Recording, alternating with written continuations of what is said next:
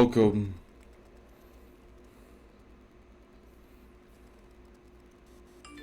Welcome. Welcome. This game is old. Older than I am. This game is very old. And it's scary. And, well, as you can see, it's 4x3. So...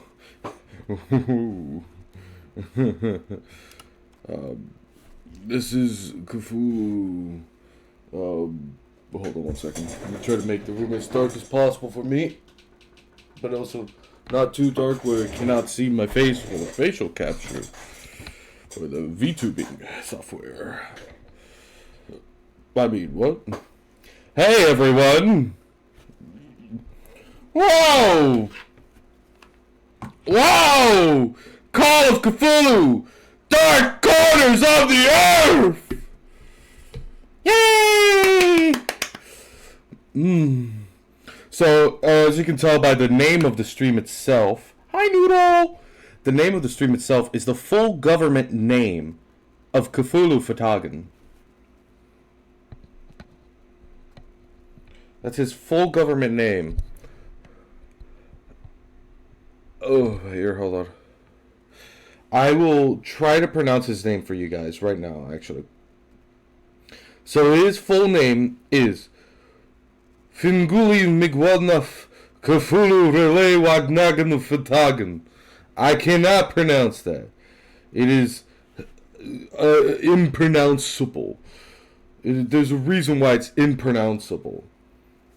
And the reason why it's impronounceable is because it's fucking Cthulhu. You know, you're not supposed to comprehend what it is. You know, our human brains cannot comprehend the true form of Cthulhu. We see Cthulhu. I know.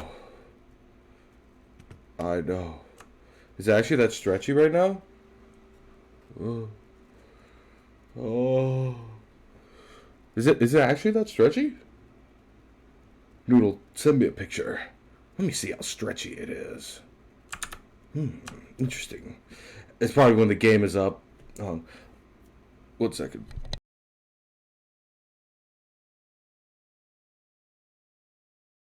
It's probably a little bit better now. Oh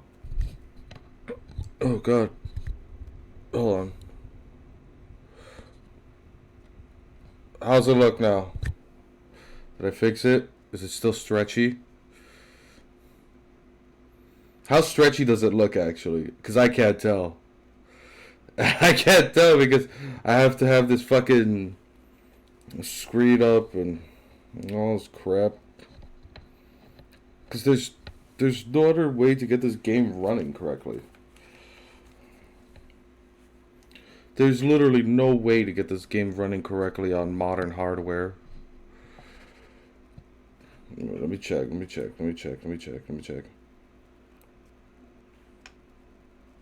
Oh. It is stretch. What the fuck? Oh.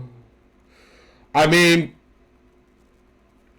hey, you know what? It's just how it. Here, let me see if I can fix it, actually. Hold on. I think I know what I must do. It is probably the game itself. Okay, hold on.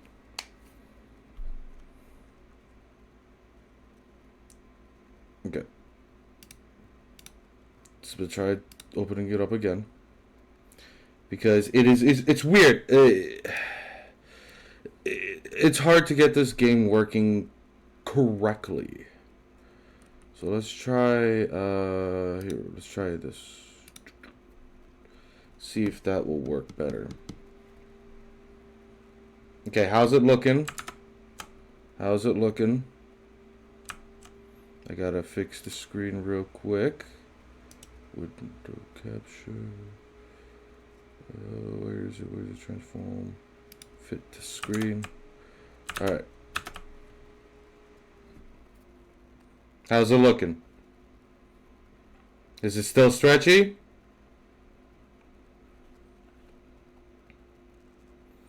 It's still little stretchy. By the way, this was made by Bethesda Softworks. This was a Bethesda game.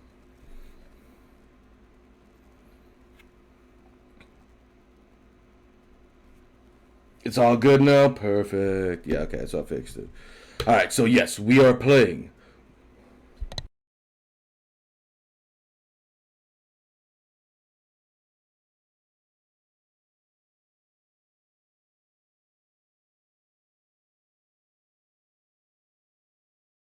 That a little bit low means one. Shut up, Alexa! If you want to undo. Alexa, shut up! God. Robots, am I right? Fuck. Anyways, like I said, we're playing Cthulhu. Call of Cthulhu, Dark Corners of the Earth. This is my first time playing this game, actually. I remember watching someone play it, but it's my first time playing it myself.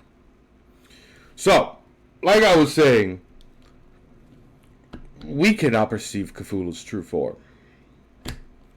Because according to the books and everything, infinite will the torches be. May your mind shatter quickly, for it will be merciful that way.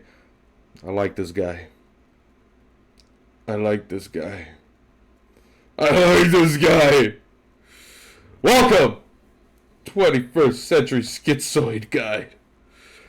Hello. We're gonna be playing some shit. Let's just play the game. Let's just play it. Arkham Asylum, 16th February, 1922. So Arkham Asylum was a thing before the Batman comics. Oh, water.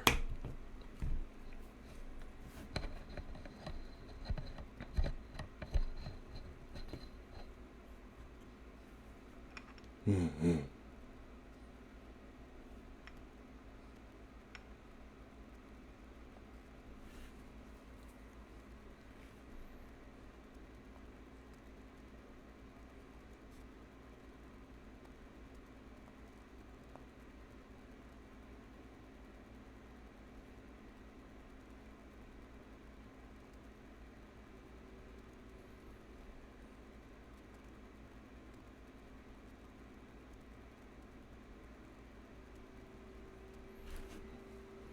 Oh, yeah. Oh, fuck yeah. Truly, he has found where the clitoris is. Truly, he has found the clitoris. Oh, water.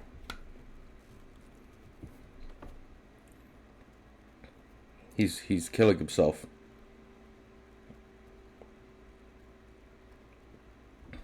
So yeah, no, I've never played this game myself.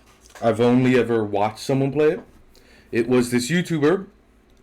I used to watch his playthroughs of various horror games. This was the first one I saw. And it was one that I was very interested in because I was always a big fan of Lovecraft stories. Not of the person, because the person was kind of a fuckhead. Prologue. I couldn't read it. It went too fast. Game tips are currently active. 6.5 years ago.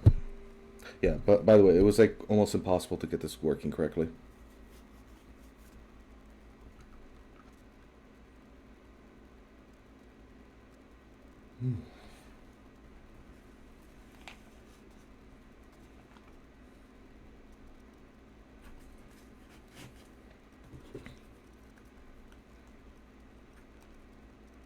Massachusetts, 6th September 1915.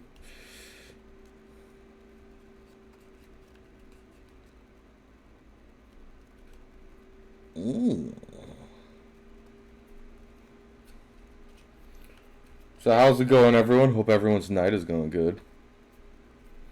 We're gonna get some scary stuff.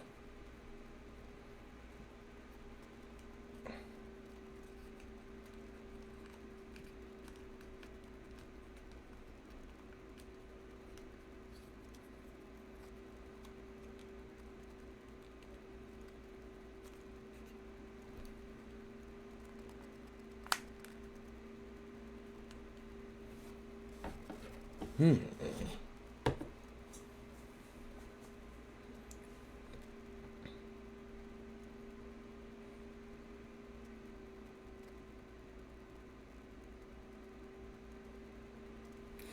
sure do hope this doesn't get too giggly or joyful.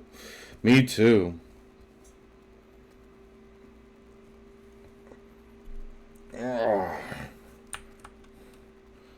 I hope it gets very giggly. Okay. Okay. Ah, here we go. You see, this is Jack. The Diary of Jack Walters. A local disturbance, September 6, 1915. Evening. I guess I'm becoming a victim of my own success. After closing the last 5 cases so fast, the papers have been calling me a local hero. But I just had a run of lucky hunches, that's all. I'm just another cop doing his job. Leaning mechanic ripped off R6. Now we gotta skin the developers. I know! How dare they rip him off! So there's a disturbance at a local residence. It's probably just a bunch of kids hopped up on moonshine. Why call in a detective? September 6, 1950. Maybe the uniformed boys are sore at being out in this weather, and they want to share the joy with the local hero. It wouldn't be the first good-natured prank I've had to take in since those newspaper reports. I don't know, though. Something doesn't feel right. It's more than just a regular bad feeling. It's hard to explain, but it's strong. I'm probably tired. Those dreams don't help. I can't remember when I last got a good night's sleep. It must be a month at least. Right about the time I started running my lucky hunches. The dreams have been getting worse lately. I'm almost afraid to close my eyes. Bourbon helped at first, but not anymore. Basically, he's a fucking loser.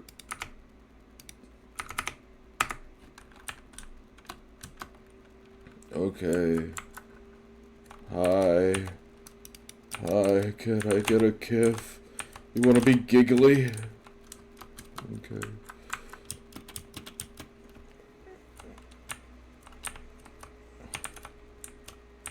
Hi there.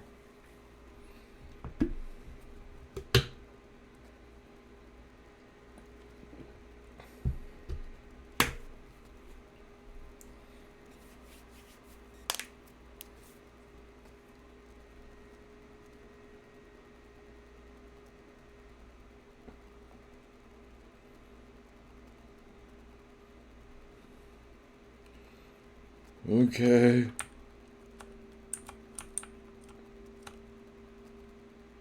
What was that?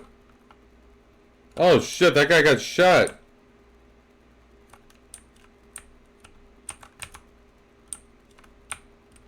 Oh. People are getting shot. Oh, oh.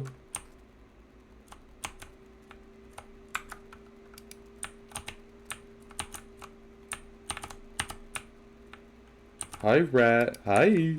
Look, it's a little rat. I'm calling him Splinter. Oh, it's another rat. Oh, look at all the rats!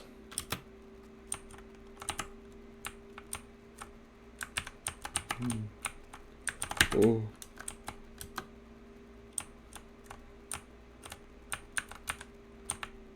See what we got here.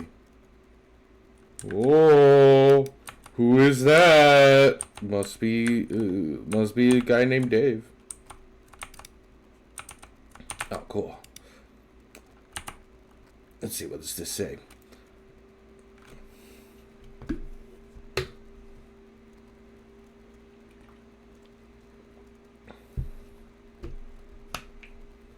The fact he can pronounce it correctly.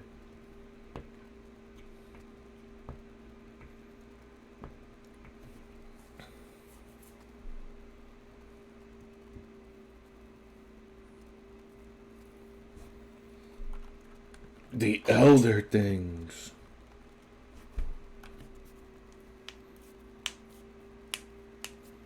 Whoa. You picked up your first journal. Select the book icon to interact with to study for. Okay.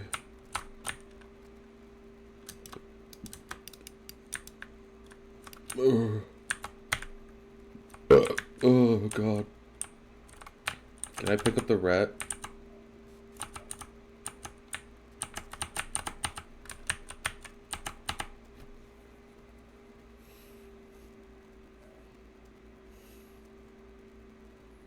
Yeah, I know. Just FYI, those cultists were calling you out. Yeah, I know they were. It's locked. Oh, my nose is just...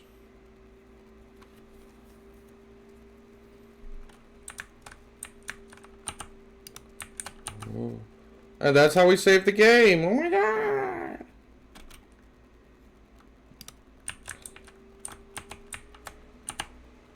It's locked.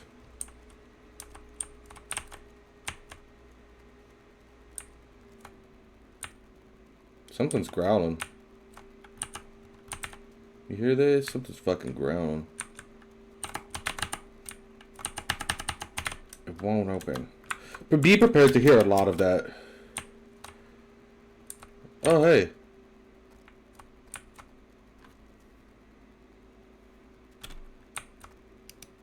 I think he's dead.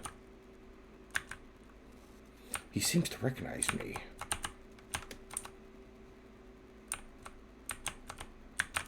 Yeah, nothing useful at all. Does that say anything? No, it's just random incoherent drawings. Oh. Hi there. Hello.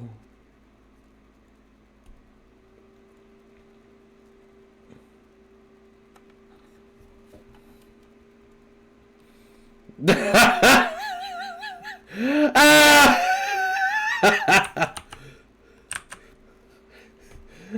Oh, damn. Yeah, we've been expecting you, Mr. Bang. Hey, could you guys stop shooting? Thank you. Oh, okay.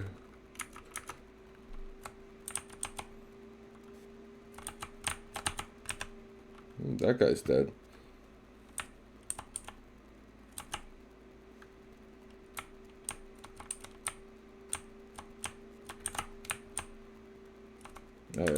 There's just a lot of dead bodies.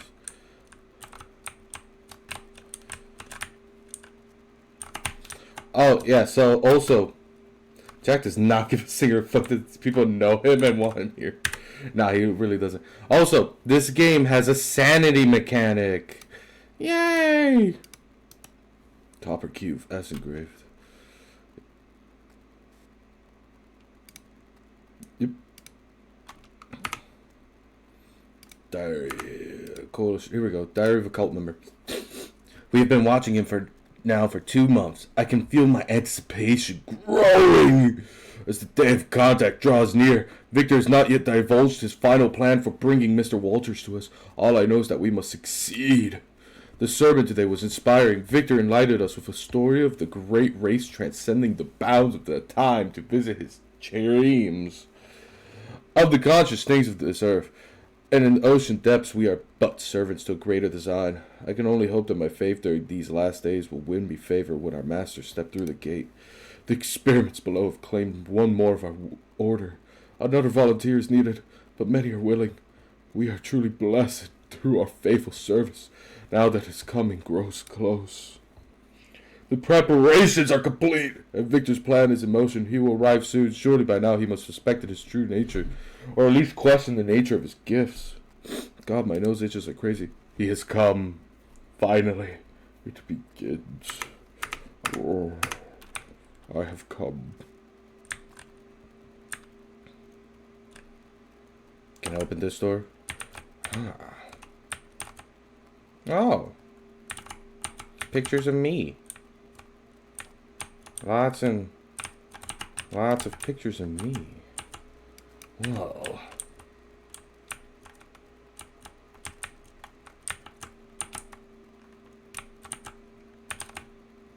I love how there's no reaction to the fact that they have thousands of pictures of him. What if those aren't even in a photo? the Boston Globe. Those of our readers who live near its headquarters, inside Boston's Register's headquarters, and an ordinary-looking Boston residence, will need no introduction to the Fellowship of Yif, or whatever the cult's name is. It's just a flat PNG. Look above the fireplace. It's just a flat PNG. Oh, I will. For those who have not encountered this mysterious semi-religious group before, a few words of explanation are necessary. Since our country's founded... I am not reading all this. Let me see. That's not a photo.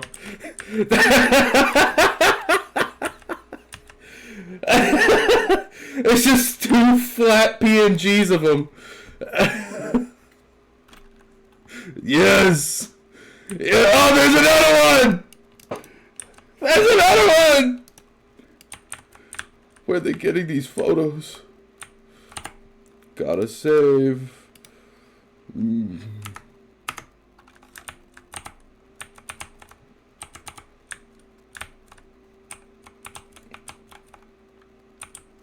Oh, someone's coming.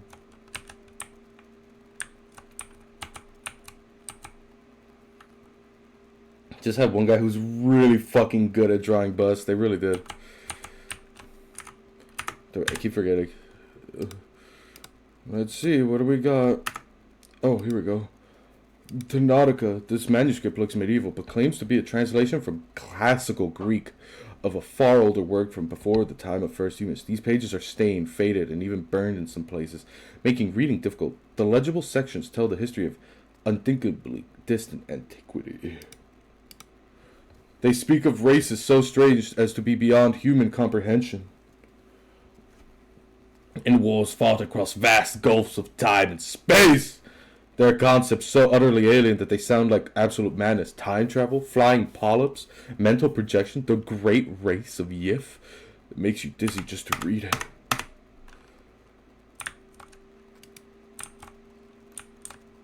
Oh, the eyes of God.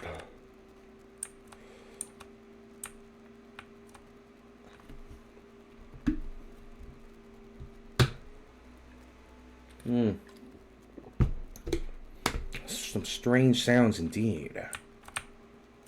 Hi there. What the fuck? Oh. What the shit? Oh, it's me. Oh. I've become short.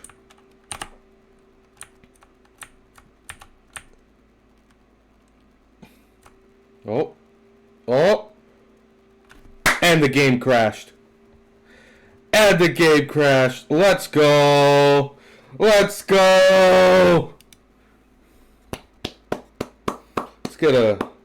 This game has working reflections, but most modern games don't. Insane. I know, right? The fact that this old-ass fucking game has working reflections. That's crazy. Also, the game crashed, though. So, let's hope it doesn't crash again. Continue. The ignorant and the deluded are, I think, in a strange way, to be envied. Oh. Alright, let's go grab the manuscript again.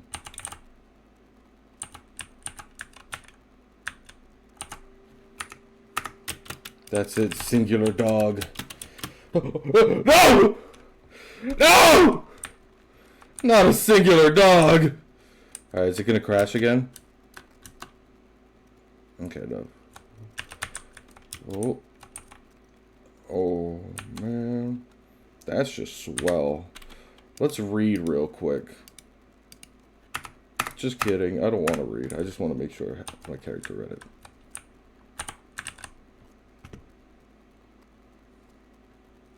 Damn.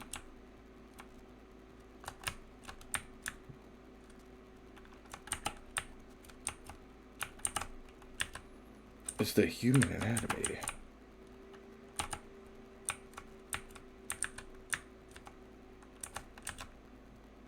Is that a... What is that? Is that a cockroach?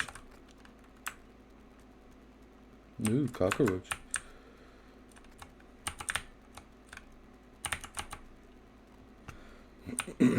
I love how you hear him talking so calmly, but you also hear him just freaking out, having a panic attack. I wonder what's going on. Just some silly blood flies, that's all.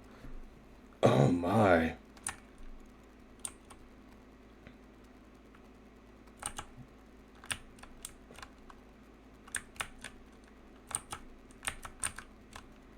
Oh my god.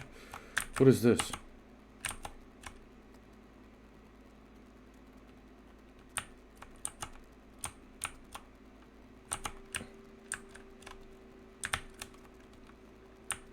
Oh man, what is this thing? Whoa. Where am I?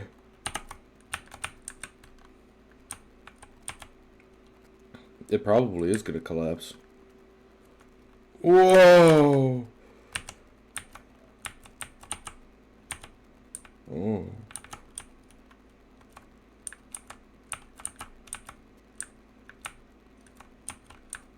What happens if I... Okay. It zapped me. I will now refuse to try and free the guy screaming in pain.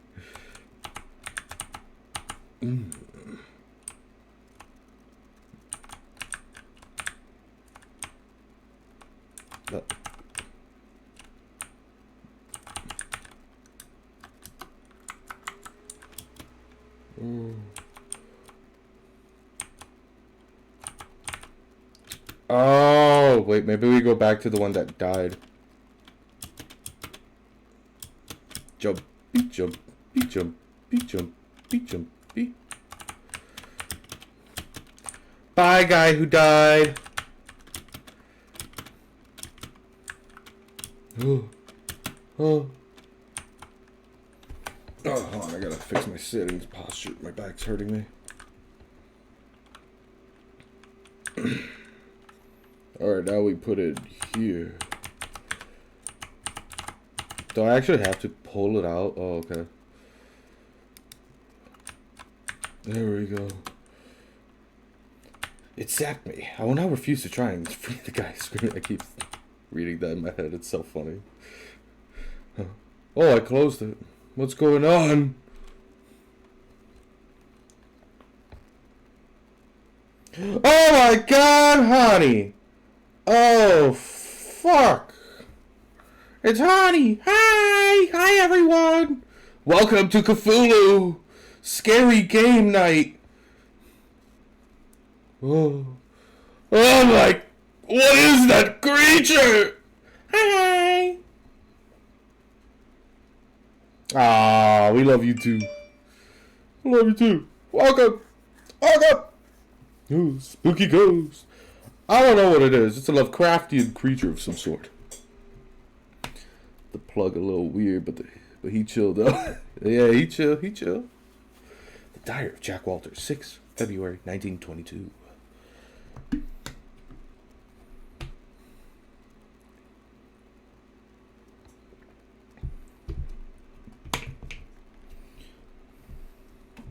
How y'all doing? Ah, Mia cutie, you lying. You lying. Amnesia, the doctors call it.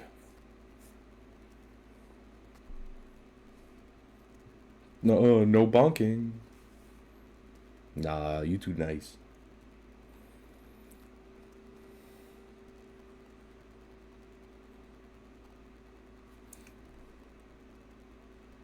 Oh, is Mama Cole leaving? Oh, man. Mama Cole, don't leave. Or is Broly leaving? I don't know.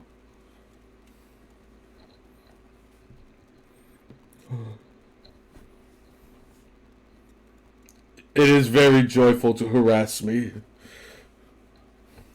Schizoid Guide's my favorite person.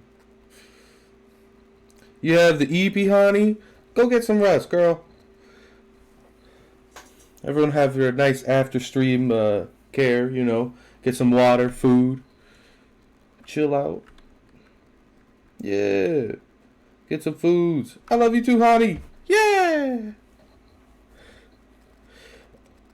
Oh, God. Witch cults.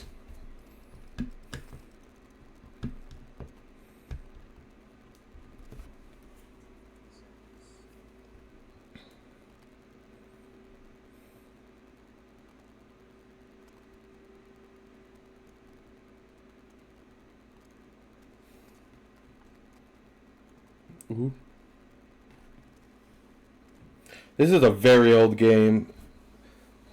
It's already crashed on me once, but I'm gonna hope it doesn't crash on me another time. I will say though, for a game this old, the animations look very well done. Like, very well done. And I like the way the design of the characters look. Arthur Anderson.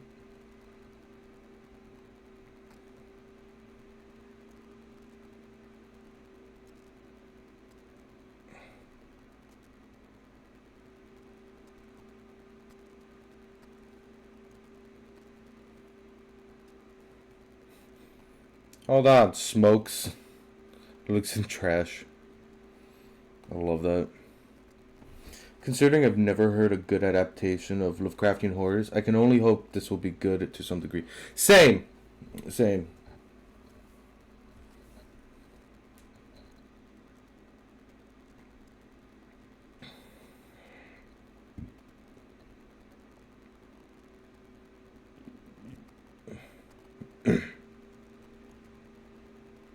Terms of video game status. No, I know what you mean. Yeah, no, I haven't really seen any good Lovecraftian type video game.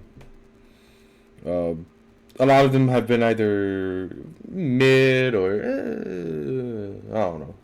It really depends on which one you get. I mean, I hear this one's very good. I heard The Sinking City's pretty decent, but yeah. All right. February 6, 1922. Night. I have a new client, Mr. Arthur Anderson, the regional manager of the First National Grocery Store chain. It appears that the First National Grocery in Innsmouth was recently burglarized, and its manager, one Brian Burnham, is missing. From what I have been able to gather, Burnham is something of a young rogue. A friend of the family, Mr. Anderson, gave him the job as a favor. Burnham is looking like the prime suspect for the robbery, but there are a few things that don't add up, not to Anderson and not to me. For instance, why would Burnham force an entry into the store when he had full set of keys, free access to the cash register, and the combination to the back office safe, to misdirect any investigation? If that was his plan, why did he disappear? Following my conversation with Mr. Anderson, I found out what I could about the ancient town of Innsmouth.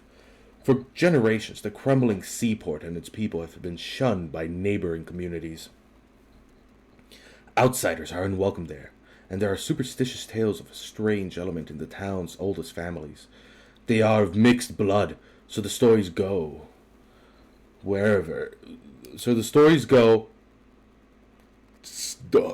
whatever that's supposed to be. The usual hick town prejudice, no doubt. After making a brief visit to Innsmouth, my client came away distrustful of the local authorities. He isn't buying their line that Burnham robbed the place and wants to know what happened to him. Only one bus goes to Innsmouth, and tomorrow afternoon I'll be on it. Feels good to have a purpose after 5 months trying to break through my amnesia. I also feel a little apprehensive. Maybe it's the wild stories about the town, or maybe it's just because I haven't had a case in so long. A visit to town. I do not expect the reader to believe what I'm about to relate. Any sane mind must reject such a fantastic tale, and yet I do not know which would be worse, for my story to be the truth, and it goes too fast for me to read! I love reading those. I love reading quotes. Innsmouth. So I know a lot of people pronounce it differently. There's people who pronounce it Innsmouth, but it's Innsmouth. There you go, see?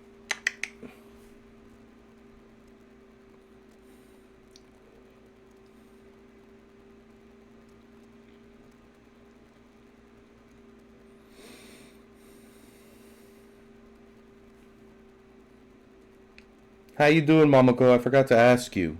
How you doing? Legendary voice for a bus driver? Nah, for real. You know, people don't like coming to Innsmouth. There's a reason we don't like people coming here. You can tell that I am not a normal person because of my voice.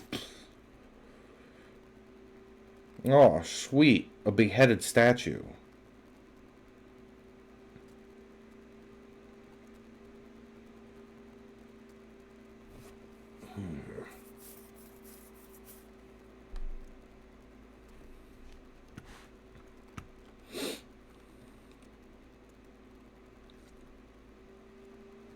Thank you, sir. Thank you, Mr. Butt Driver. Thank you. And he's gone. Oh! Fuck! Why'd you scare me like that?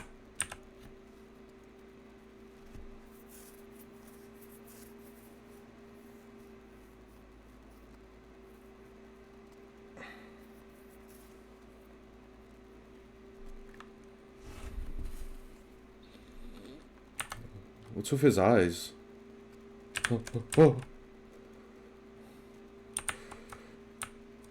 It's Beth Arkham. Oh, Blueberry Boy. Yeah.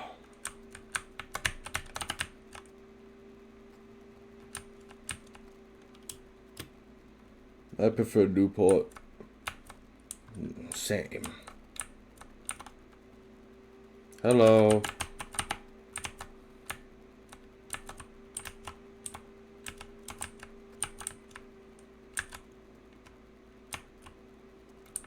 Esoteric order. Esoteric order. Dagon. Why does that sound so familiar? Hi there, sir.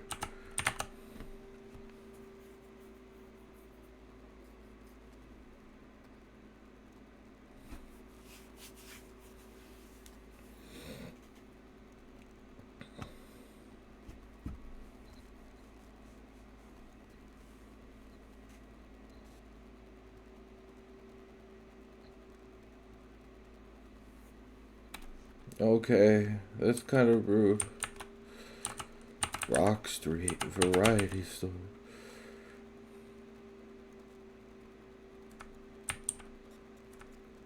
Innsmouth Poorhouse.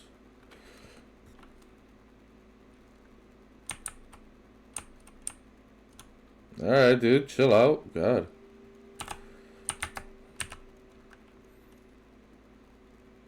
Okay. I feel like these people don't want me here. Oh, hey, look, there it is. Oh.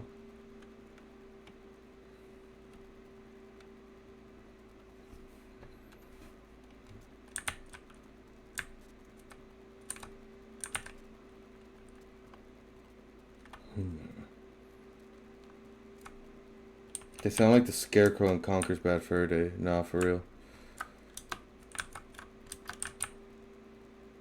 Ooh. To avoid that, keep it covered. Stick to pad as slowly as possible.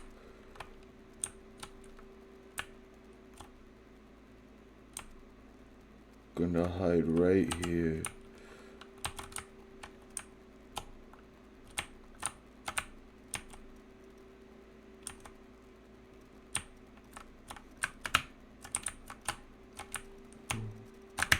Oh.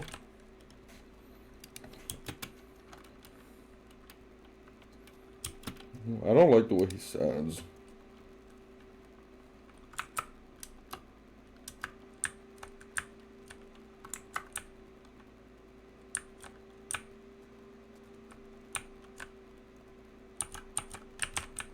It won't open.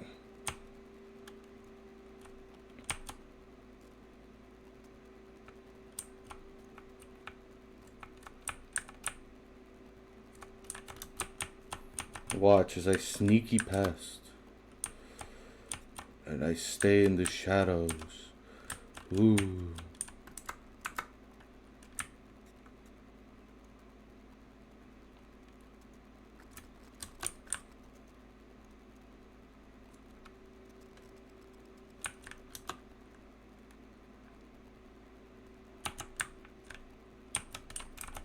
Wow, they just leave it unlocked like that?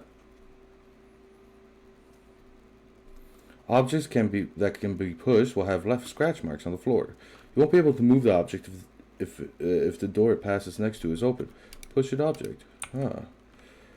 Okay. Why did he look down to the floor? I don't know, but just.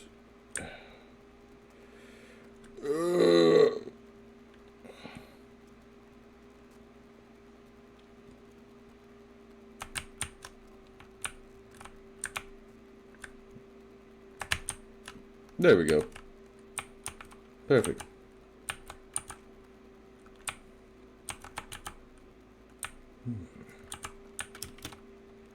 No. Whoops, I accidentally skipped that tutorial. Oh well.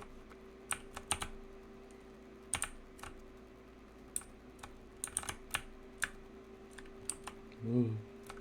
Average police officer just completely not noticed the most obvious dumbass. I know. It won't budge. Wild curry tonic. Oh no, wild cherry tonic. I'm stupid. I thought it said curry. I was about to be like, delicious. It won't budge.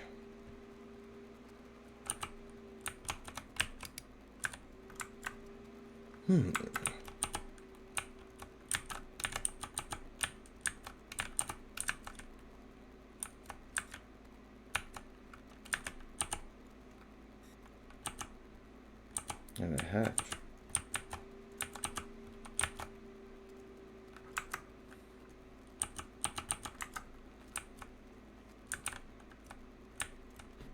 So what we got? Oh, let's see the inventory. A handle for lifting trapdoors and a bottle of bootleg rum. So there must be a trapdoor. Ooh.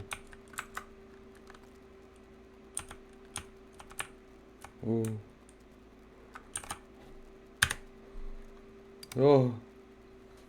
Ah, yes, the booze will help the investigation. It always does.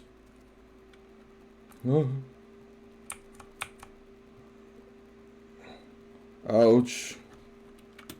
Ouchies.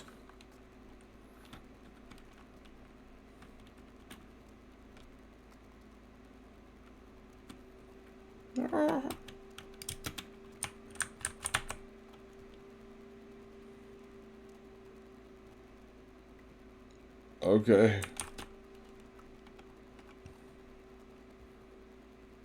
Fat. I know. I had too many cookies. Let's see what's down here. More health items. Look at that. We got all these health items. So, you need these items to heal. The way this healing works is pretty cool, actually. Oh, we picked up a book. Arkham advertises. Yeah, blah, blah, blah. Diary of Brian Burnham. Here we go. Well, I agree with the locals on one thing. I shouldn't be stuck in this miserable excuse for a town. I can see why nobody comes here, that's for sure, Jesus. Another slow day at the store. At first I thought people were staying away because First National isn't local, but I haven't seen anyone go into any other stores either. Come to that, I haven't seen the other stores open for business. This place is deader than dead. Still, it won't be long before I'm out of here. Before we're both out of here. She's the one good thing about Innsmouth. We'll bust open old man wife's office safe, take the car, and it's New York City. Bright lights, nightlife, everything. I'll show her all of it. So he did want to.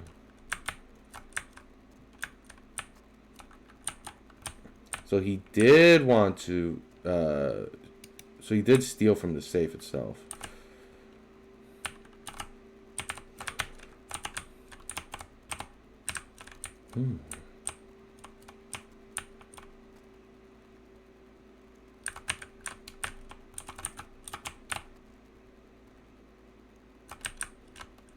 See, I'm smart. Yeah, come on. Come on. I can feel the air through the sorted foodstuffs. Whoa.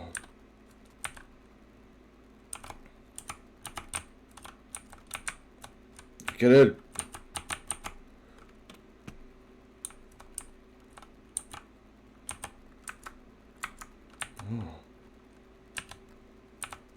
Interesting. Let's see it. Innsmouth Curve. Innsmouth Patrician arrested. Tales of Heathen Ceremonies by John Lawrence, editor. Obed Marsh, the head of Innsmouth's wealthy and influential Marsh family, now sits in the City Hall jail, accused of devil worship. and unspeakable practices. The whole community is left in a state of shock by the horrifying revelations that accompanied the arrest. Ooh, oh, oh. Readers would no doubt be aware of the deep reservations expressed by the curious editorship and other decent citizens concerning the esoteric order of Dagon, which was founded by Captain Marsh after his return from the South Seas and is said to be based upon a primitive religion he encountered among the uneducated natives of certain distant Pacific islands. The captain's arrest seems to lend strength to those suspicions, and a full investigation is expected to unearth more. Interesting.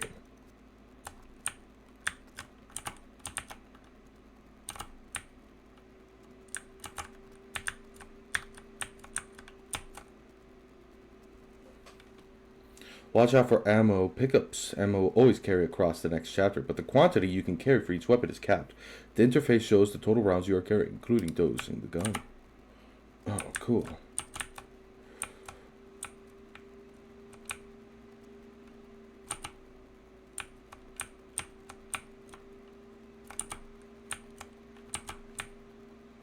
Whoa. It won't budge.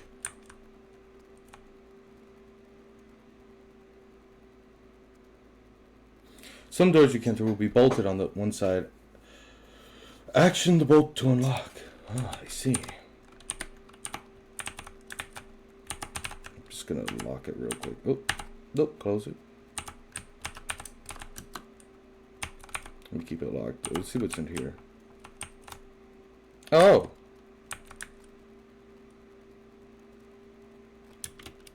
Gabe? Gabe? Gabe? Gabe? Gabe! I'm stuck. Hello? Hello? Okay. Gabe? He might have been a little too chill. Gabe! Yeah, no, I'm just straight up stuck. I'm straight up stuck. No way! Oh my god.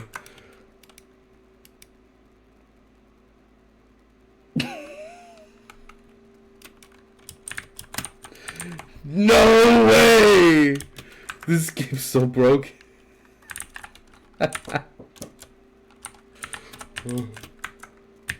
Yep. It's Jover. All because of Hank and Harry over there. I know. All right, I guess we just gotta restart.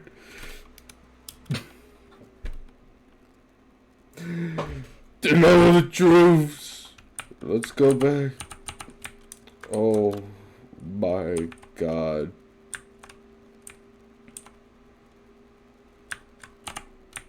Just gonna grab this.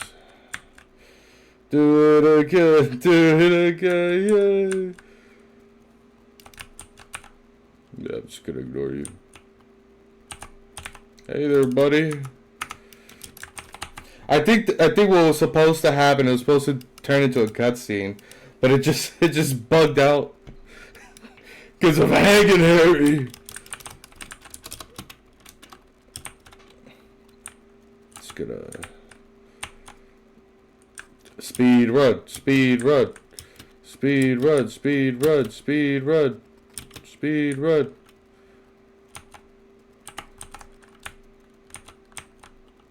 Oh. Speed run. Just gonna do that. Yep. Speed run. Speed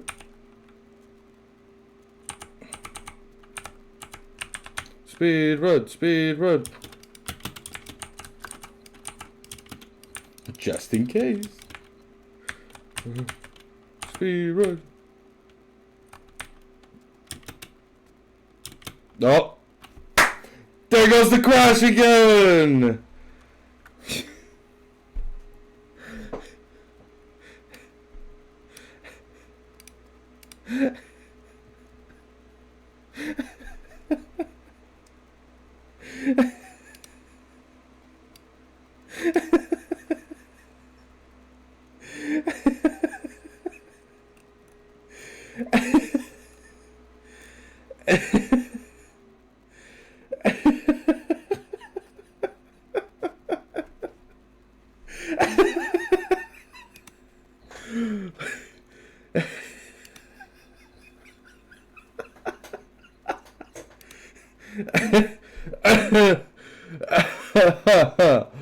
Oh my god.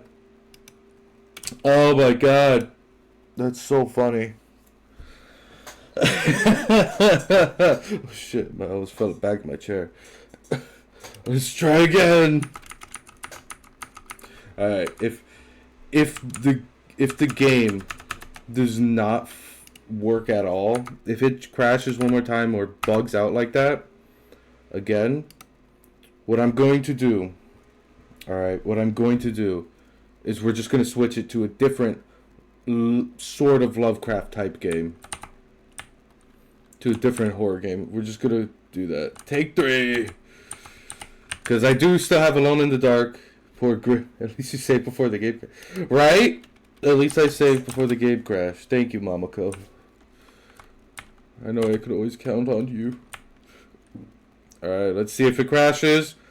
Let's go!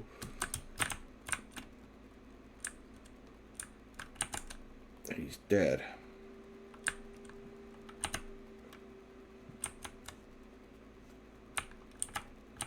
He's dead. We're speed running it. Speed run. We're gonna kill this man.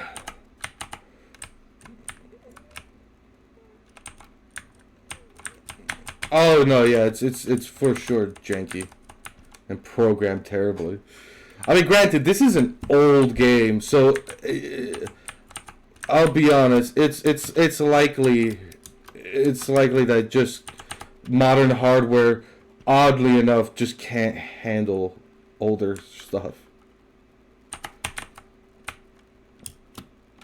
Ooh. All right. There's most likely we're gonna have to watch the entire cutscene again. Can I skip it? Yeah, no skipping cutscenes. We're stuck. Oh no, we can. Woo! 2006 Bethesda. Are we really shocked?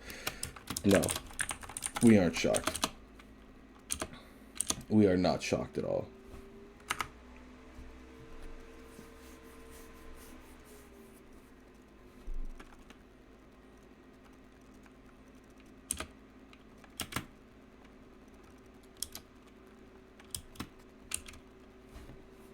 We're skipping all the cutscenes. Could you direct me? Skipping cutscene.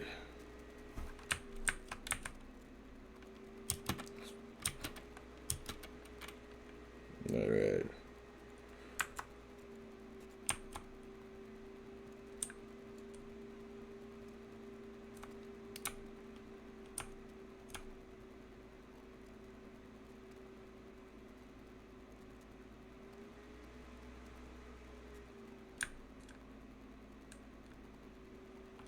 It's over here. Oh, thank God.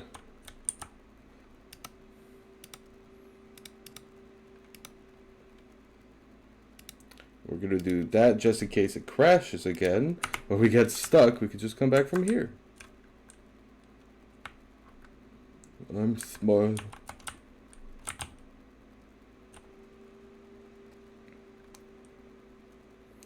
Joyous! A new save. Alright, and cutscene to show scratches.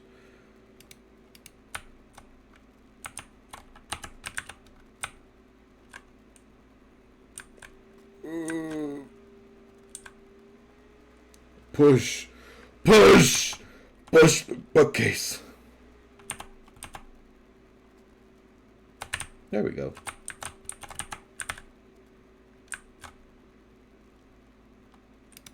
Yes. H is the quick heal key.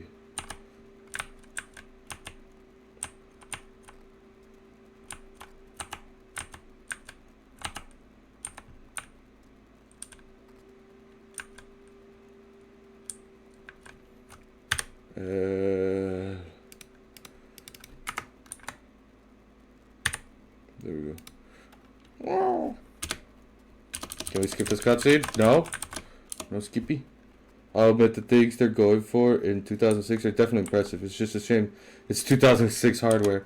Nah, for real though. But we got it working. Yay!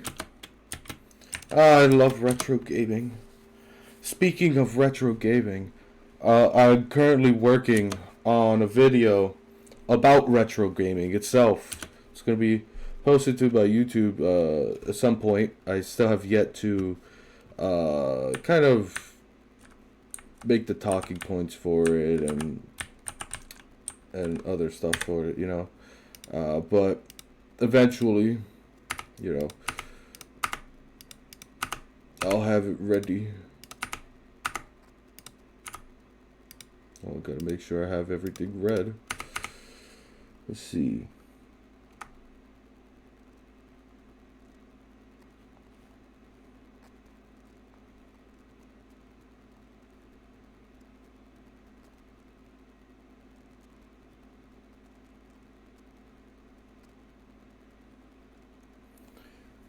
Plug the YouTube. Go ahead, plug it good.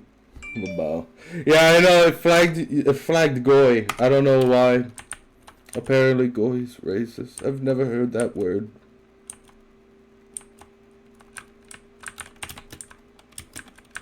But yeah, of course I'm plugging my YouTube. But no, it is a video that I'm gonna be working on soon. It's gonna be great. It's about retro gaming, the state of retro gaming, you know, and like how Jewish slur for non-Jewish people. Kind of funny dudes. Oh, I get you. But yeah. Ooh. Alright. Alright. Are we ready for the breaking game? Is it gonna break again? Let's go! It's hanging here! He's doing it again! He's doing it again. Yep. Yep. Good thing we saved. He is insane for this. Can I just open this door? Okay.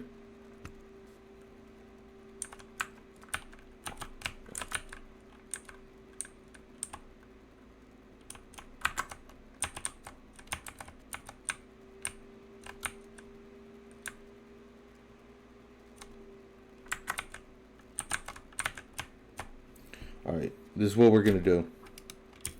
We're going to completely ignore that room if possible. If not, like I said, we're changing the game. Please, Lord, let this hanging fucking stop gatekeeping. I know, right? Holy shit. If I can figure out a fix for that, I would do it. I just love that it just like stops you in your tracks. And it's like, yeah, no.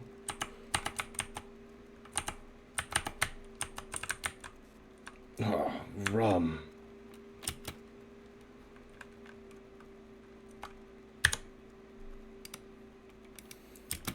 Please, Lord.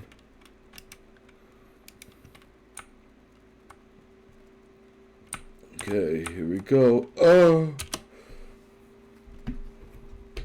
The fact that every time we enter that one room with the hanging Harry, you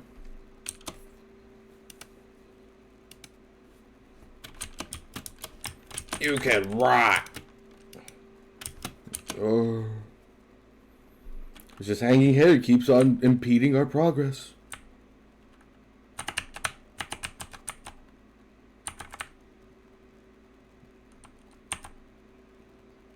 So yeah, my thing now at this point, we're just gonna completely ignore that room.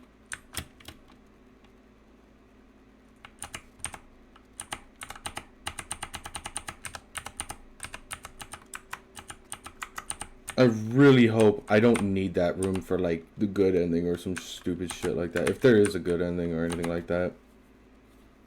Or I really, actually, you know what I hope? That there's nothing important in that room. I hope that there's nothing really important in that room.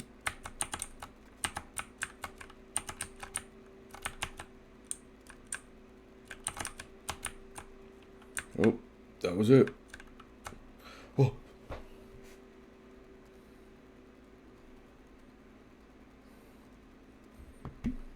He did startle me.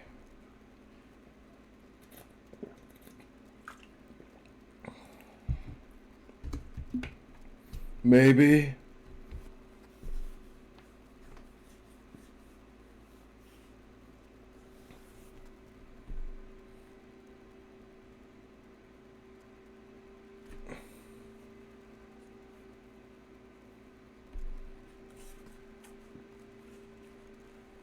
Look at his teeth. You see his teeth?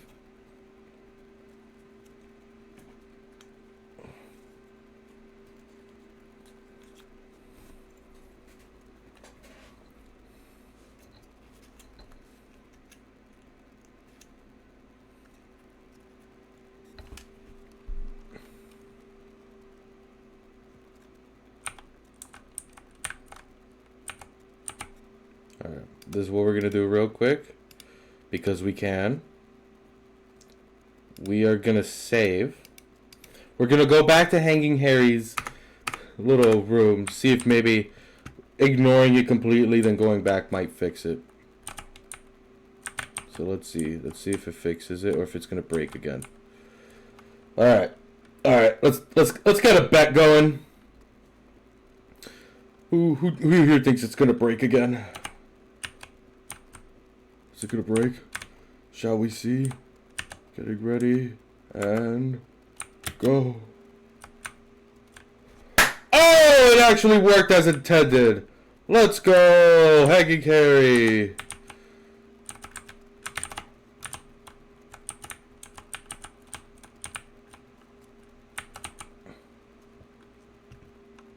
Ooh. More like Hanging Harriet. Let's see, how's my sanity? It's okay.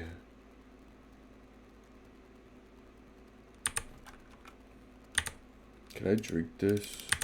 I can't drink the bootleg rum. Alright. So now we know that in order to fix it, just ignore it. It's gonna walk out like normal. Oh. There's something on the roof.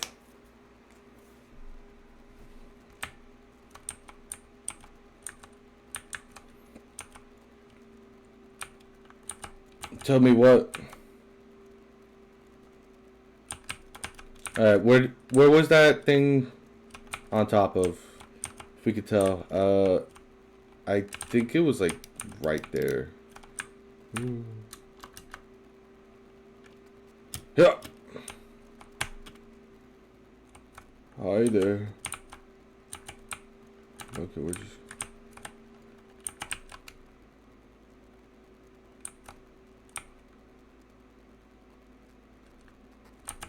Oh, another save point. Another save point! Yay! Joyous day. Alright, let's see what that guy gave us.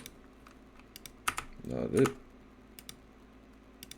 Cult member, Boston Globe, Arkham, Innsmouth career, Arkham advertiser. Oh wait, this was the missing entries. Something. Who cares? Alright.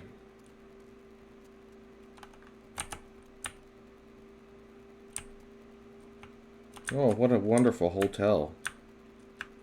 Hey, what's up, my guy?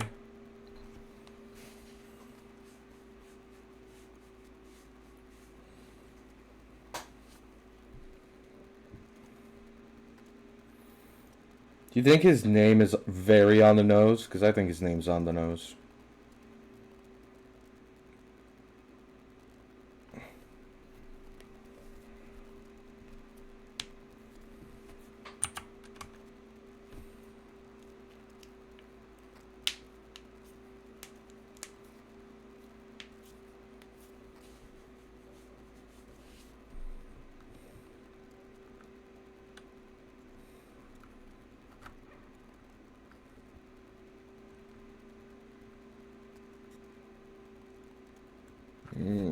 Interesting, interesting.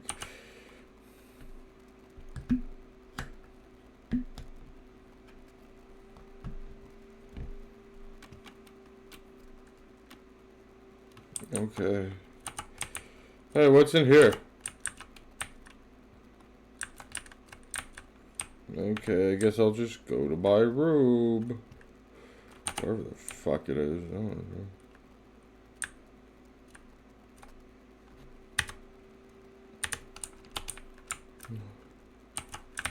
It won't budge.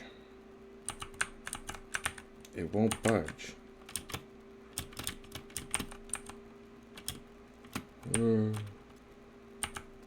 It won't open.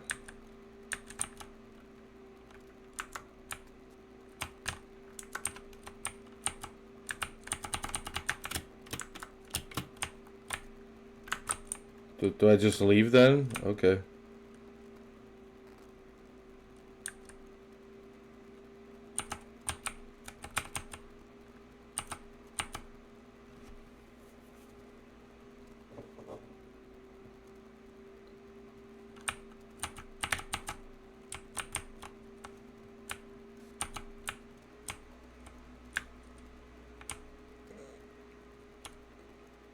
I guess we just walk around for a bit.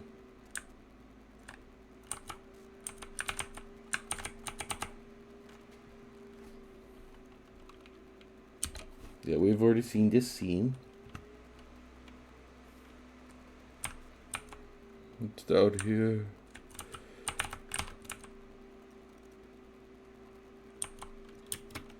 Oh, I don't know what else to do. I guess we go into the church. It won't budge. It won't budge. It won't budge. I guess we just go for a walk in town.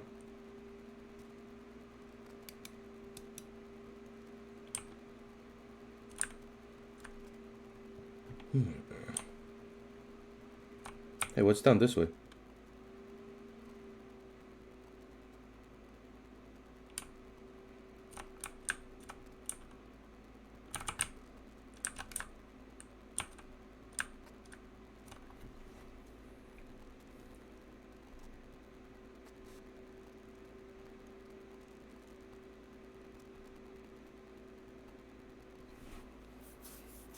He's peeing.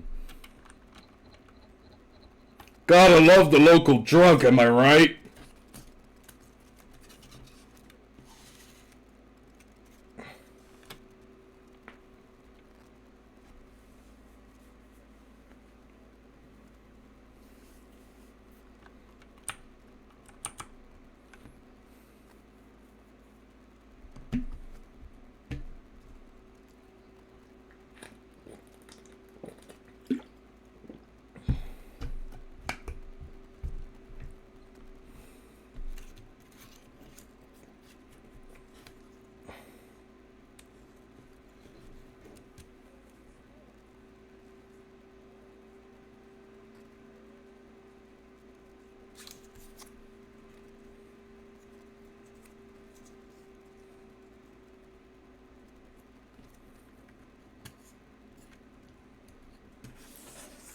Oh.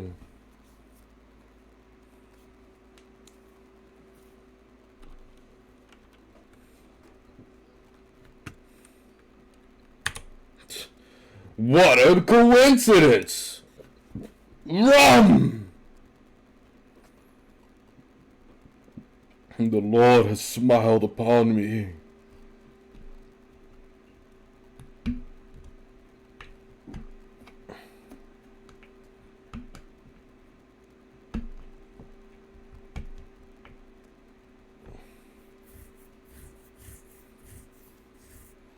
Cool. Thank you, Zadok, you drunk bastard.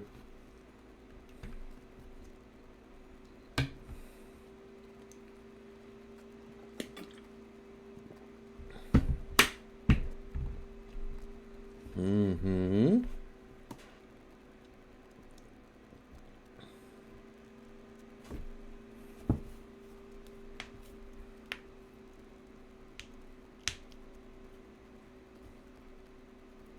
Interesting.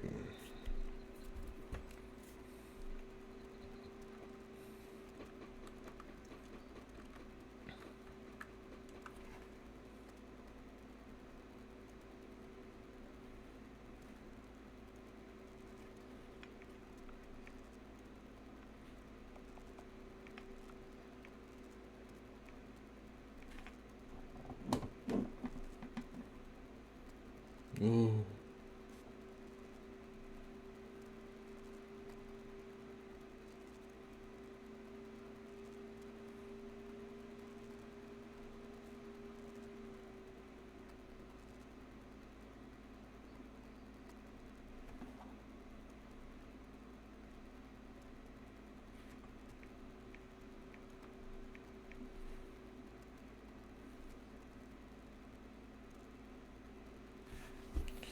Hydrated stretch. Okay, I stretch. Uh,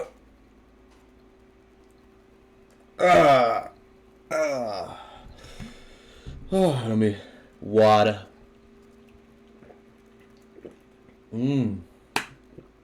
Thank you, Mamako. Thank you very much. Ooh, that was a good stretch. Thank you for the reminder. Soon, when I'm able to, I'll make it a channel routine just so I can have constant reminders. Ooh. More than just sacrificing, Ooh.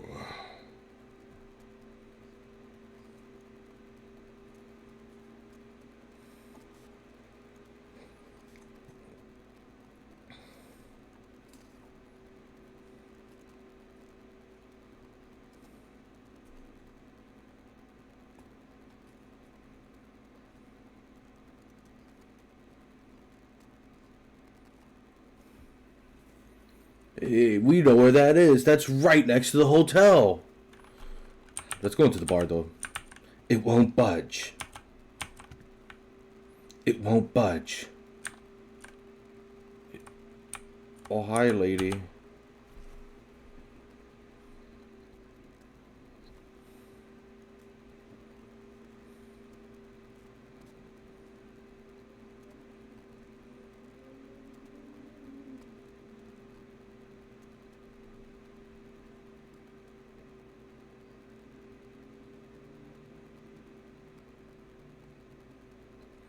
Oh.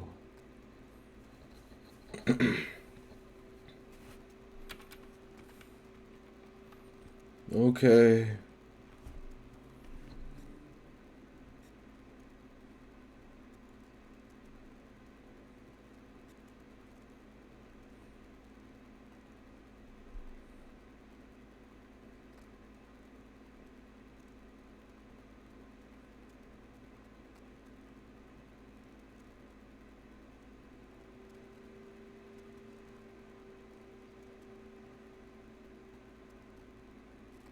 Hmm.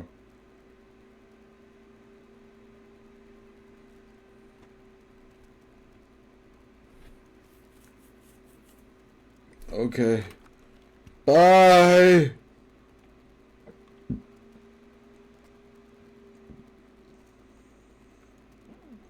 Look, sometimes when we are so into the game, we forget to hydrate and start. That is very true. Oh, new save point. Alright. So, this is going to be my plan for the rest of the stream. Until we get to the next save point, right? What we're going to do is I do own the complete works of Lovecraft's fiction. And I do want to read one of his stories because I think it'll be fun. Since we're doing a little Lovecraft thing tonight, right? So, we're going to continue the game for now. And then when I deem it's ready, I shall grab the book and I shall read one of his stories. It's not going to be Cthulhu, though. Because, I mean, come on. That one's a long one. Hi there. Since we do have the key for the poorhouse, let's go into the poorhouse.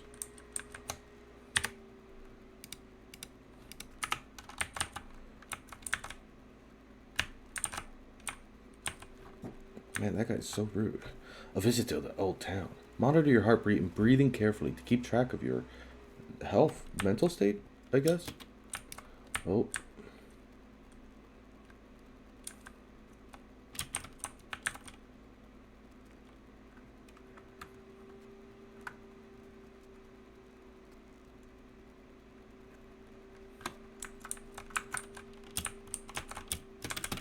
Oh, no, say nothing.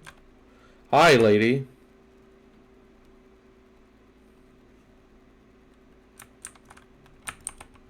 Okay.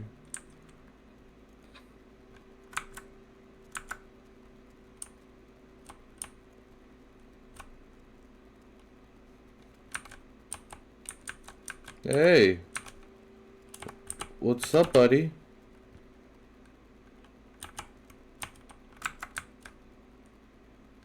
There's something weird about his face. Hello? I think he's okay. Oh.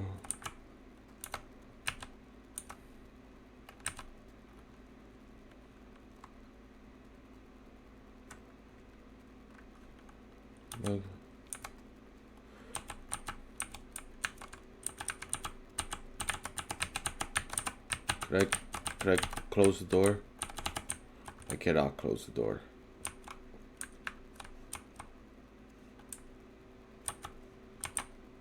It won't open.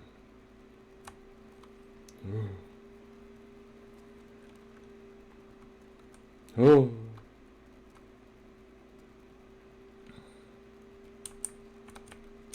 Oh, did you see that? Did you see that? Something jumped.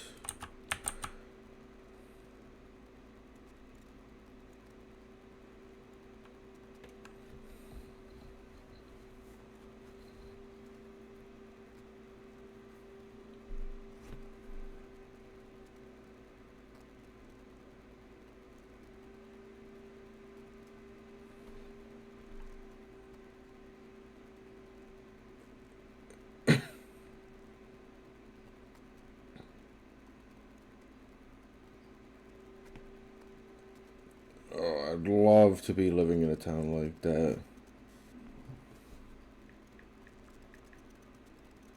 I love living in a town like that, where everyone hates me. And everything's dying, I guess. Oh. Just gonna close the door behind me. Look at all these nice rugs. Hello. Oh, we got some bed bugs. Look at them crawling.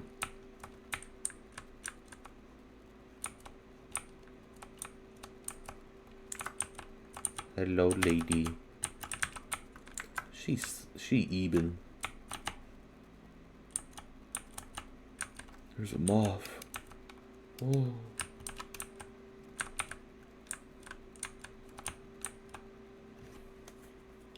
What's up here?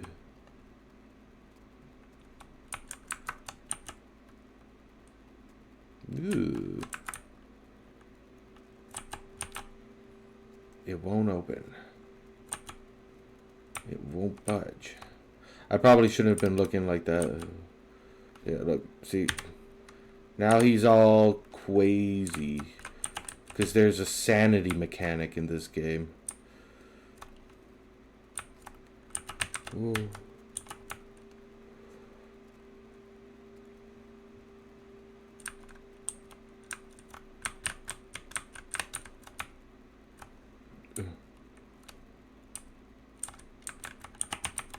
Hello, lady.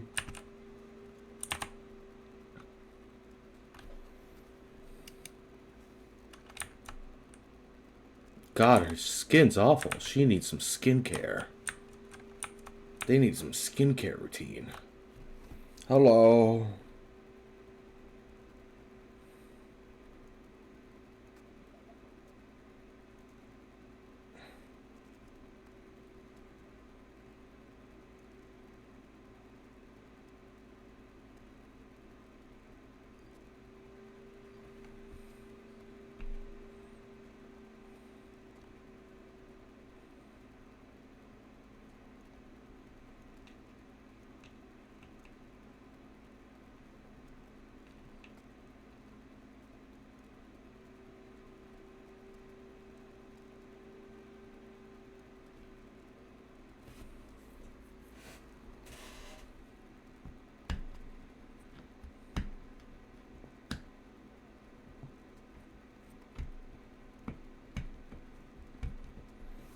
Okay.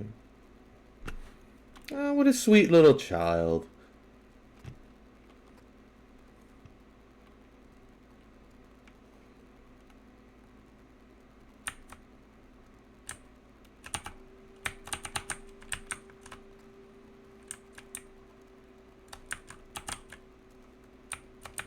What are you drawing? Oh.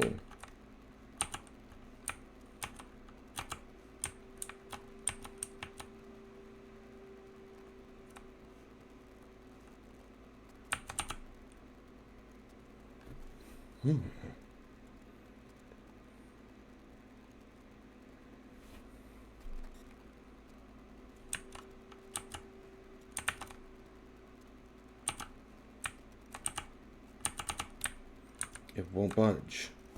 It won't budge.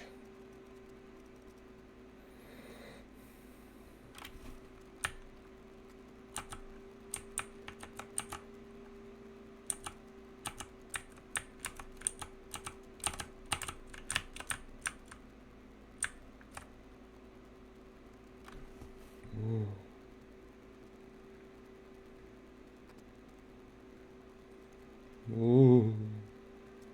Whoa. Hello? Huh. Oh.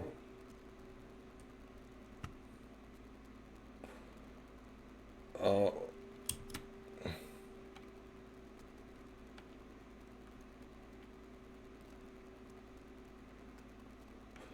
Oh, I think we fucked up. I think we got a little girl killed.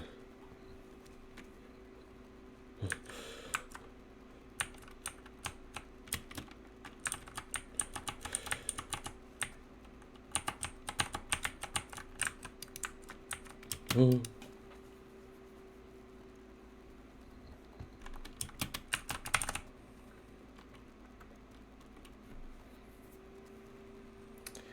Oh, this is not good.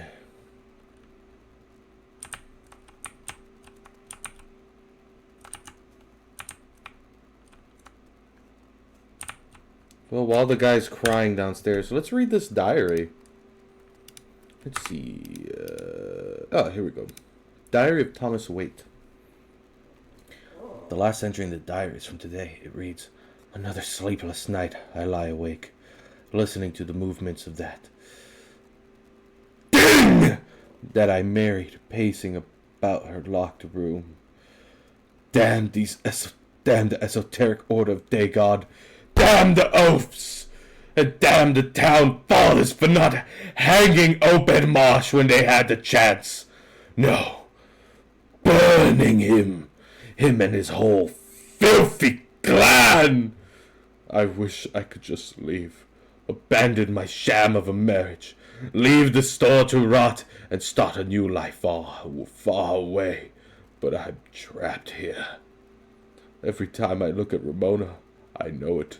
Watching her sleep in her beauty and innocence, my heart feels like breaking. She has no idea of what she will become. Yesterday was her 10th birthday. The change cannot be far off. Her birth gave me such joy, so much that I still use the month, day, and year as the 4th number combination for my safe. In that order. Okay, so hold on, I'm gonna write that down real quick. Where is a piece of paper? I'm just gonna use this real quick. Oh, where is my pen? Where is my pen? Oh no. Ah, here it is. Let's see, what was the previous one? Okay, from today. Okay, so we gotta. So it's the 4 number combinations in that order. See the month, day, and year. So month, day, / year. Okay, good to know. So I'm trying to preserve that date forever and deny the inevitable order. In that order, starting clockwise. Okay. So I'm just gonna do.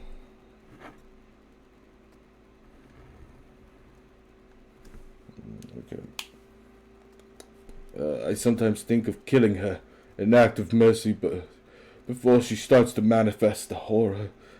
God forgive me. But she is my daughter, and I could never harm her.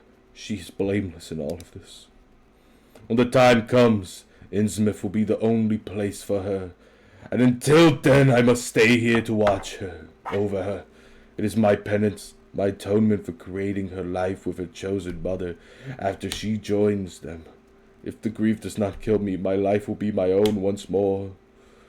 Not that I know how I will have the strength to go on without her. Let's see, Innsmouth Courier, that tells open mark, nope, that's not it. Let's see, here we go. In yesterday's edition. Okay, so this is yesterday's edition, and he said, for number, yesterday was her 10th birthday.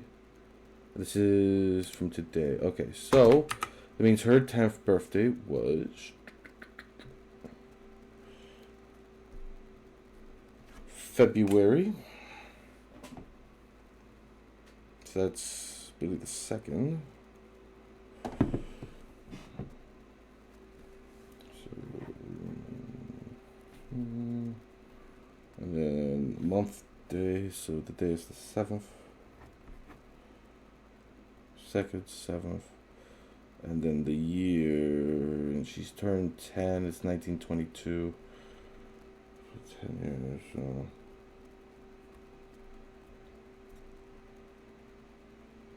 Well, my brain can't do the math.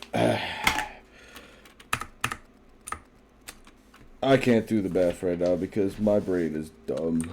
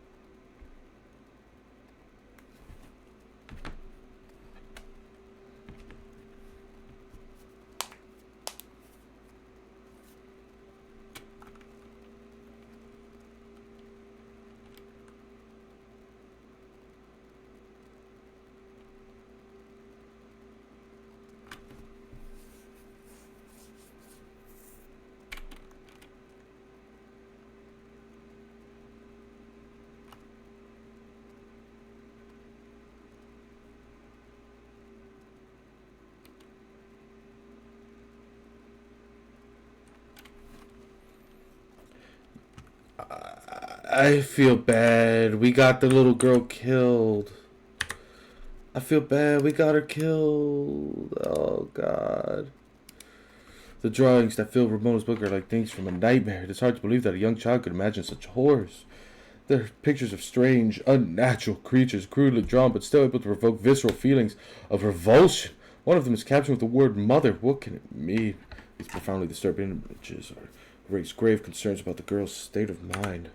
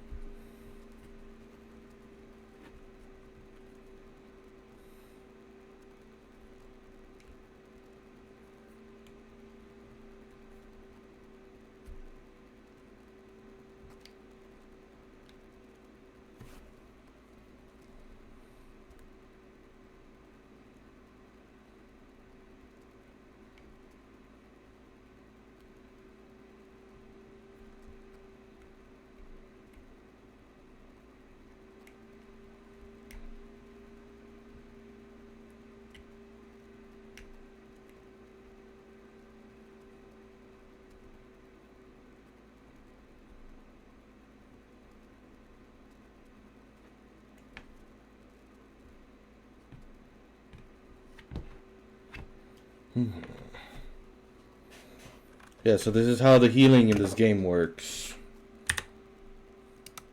Oh my god. What kind of bang is that? It was, yep, just simple. It's as simple as that. Just bandages on the head. Boop. Look at that. Look at that. There's a lot of blood there. Whenever you suffer sanity loss, you're gonna be seeing some wild shit. Oh! Oh, okay, woo.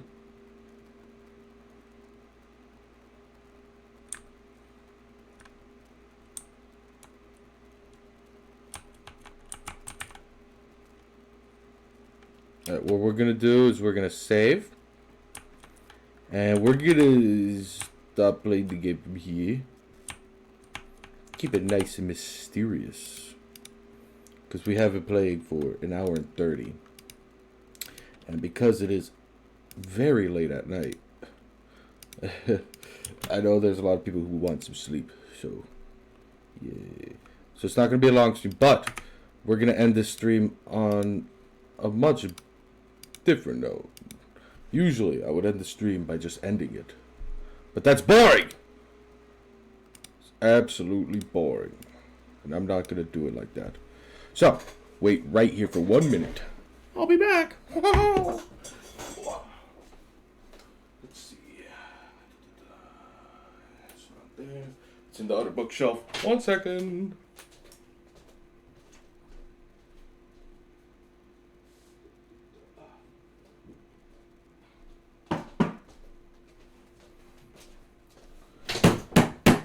You hear that? You hear that? Oh God, oh God, whoa. You hear this? That's my hardcover book. Something people don't generally hear or see that much anymore. Because not many people read normal books. Oh, excuse me.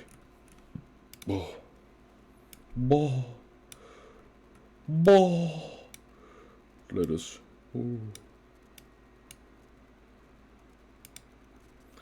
Give me cookie. Got you cookie. Yes, give me the cookie.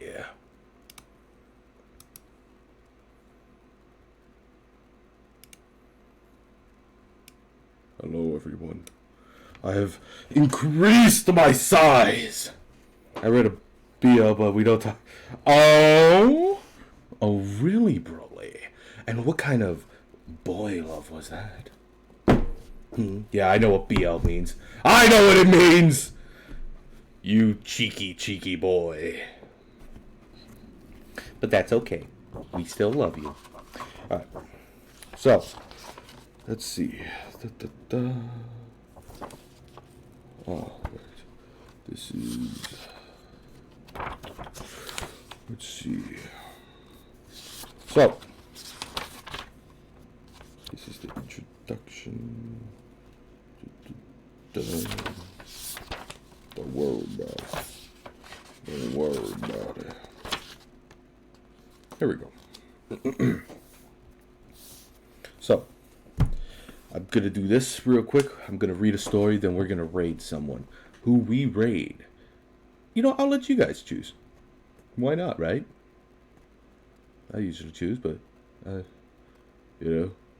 let you guys choose who we raid. I say that, but I probably won't choose what you guys choose, because I am evil like that. I probably already know who I'm going to choose to raid, but that is not of impertinence now. So, the story we're going to read is one of my favorites. It is one of his firsts, actually. One of the first of Lovecraft's. We are reading from H.P. Lovecraft's Complete Fiction. I got this from Barnes & Nobles. It's a nice, big, hefty book. Like, this guy's big. Like, you hear that? I could knock someone out with this book. I could knock someone out. It's going to be a little ASMR for you. You hear that? Yeah. Yeah. Yeah.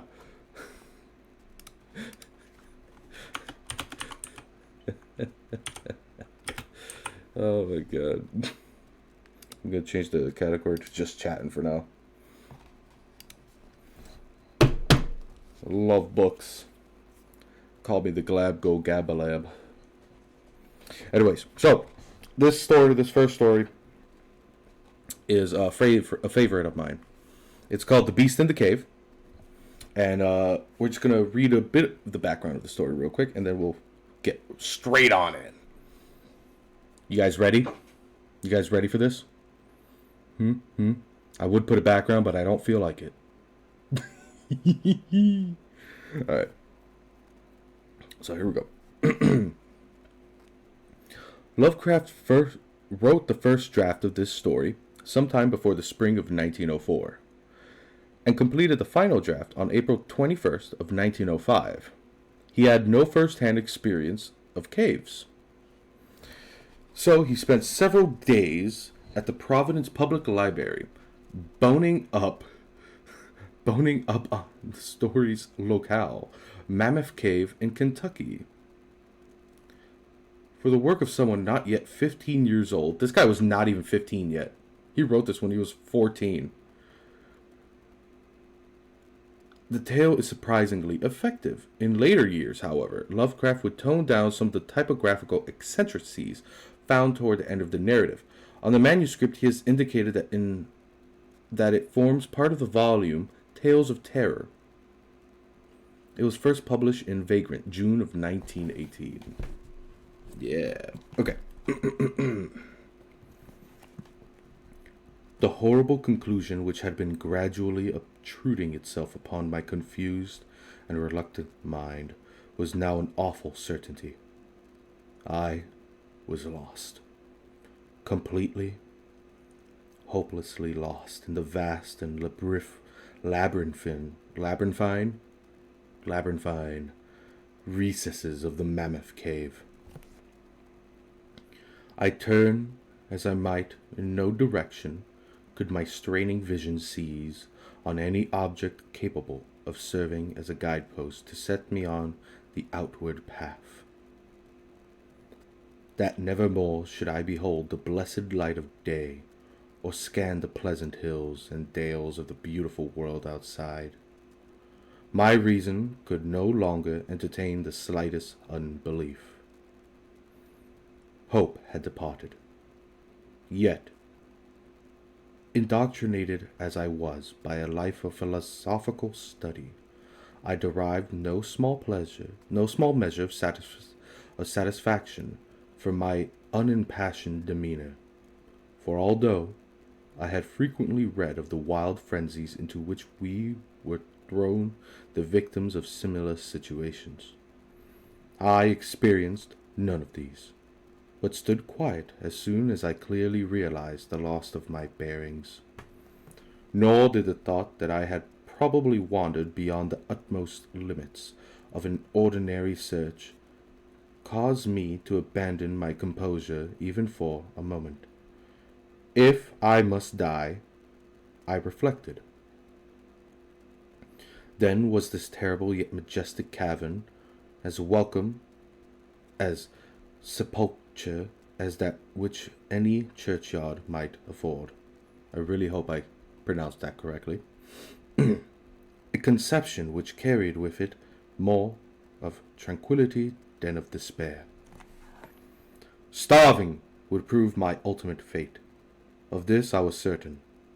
Some, I knew, had gone mad under circumstances such as these. But I felt that this end would not be mine. My disaster was the result of no fault save my own.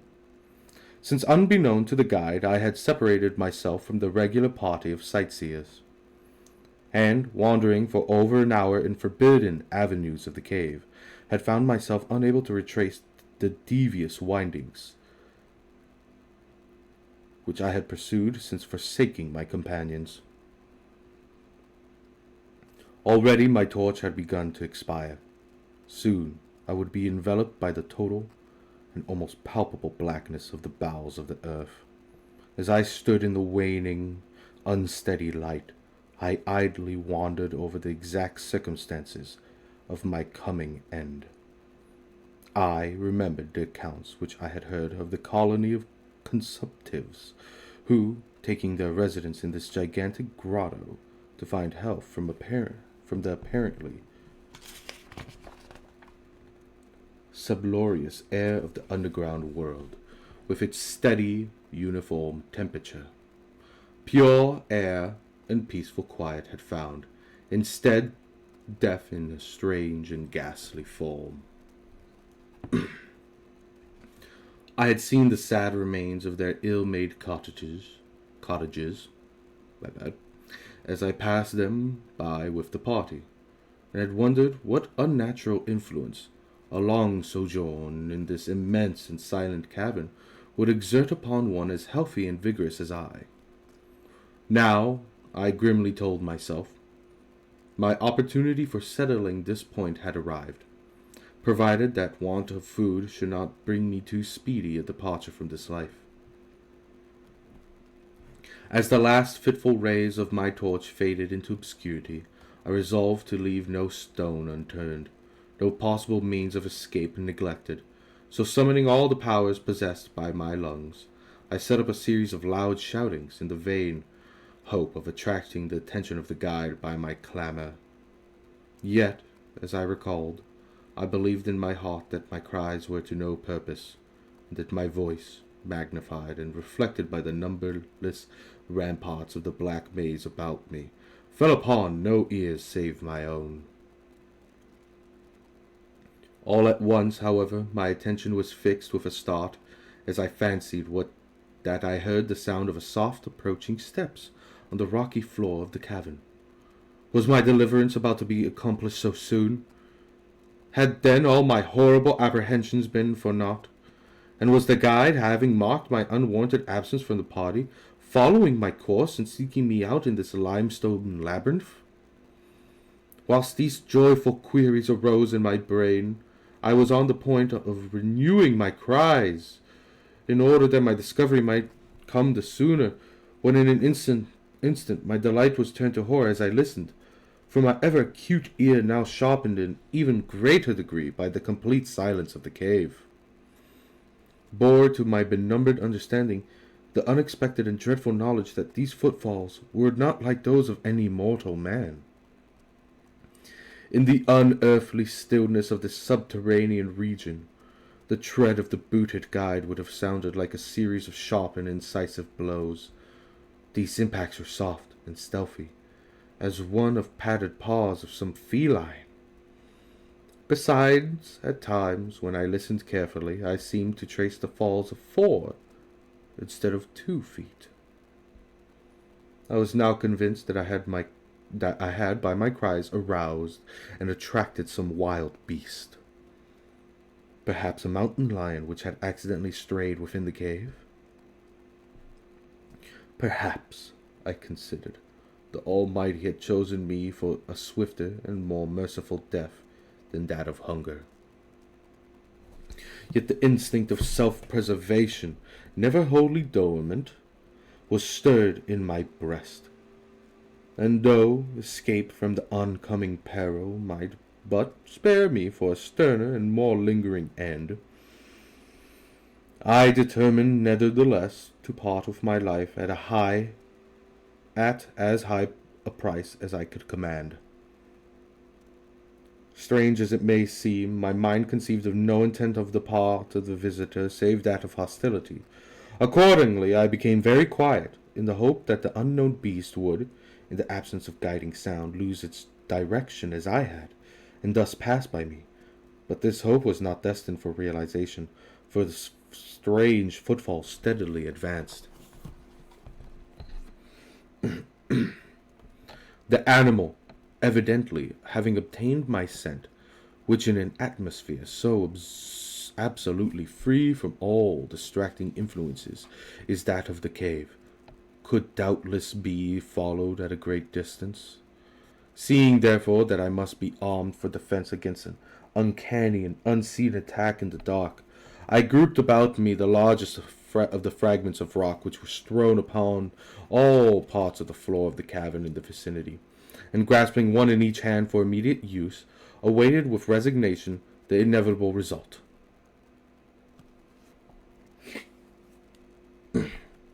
Meanwhile, the hideous pattering of the paws drew near. Certainly, the conduct of the creature was exceedingly strange.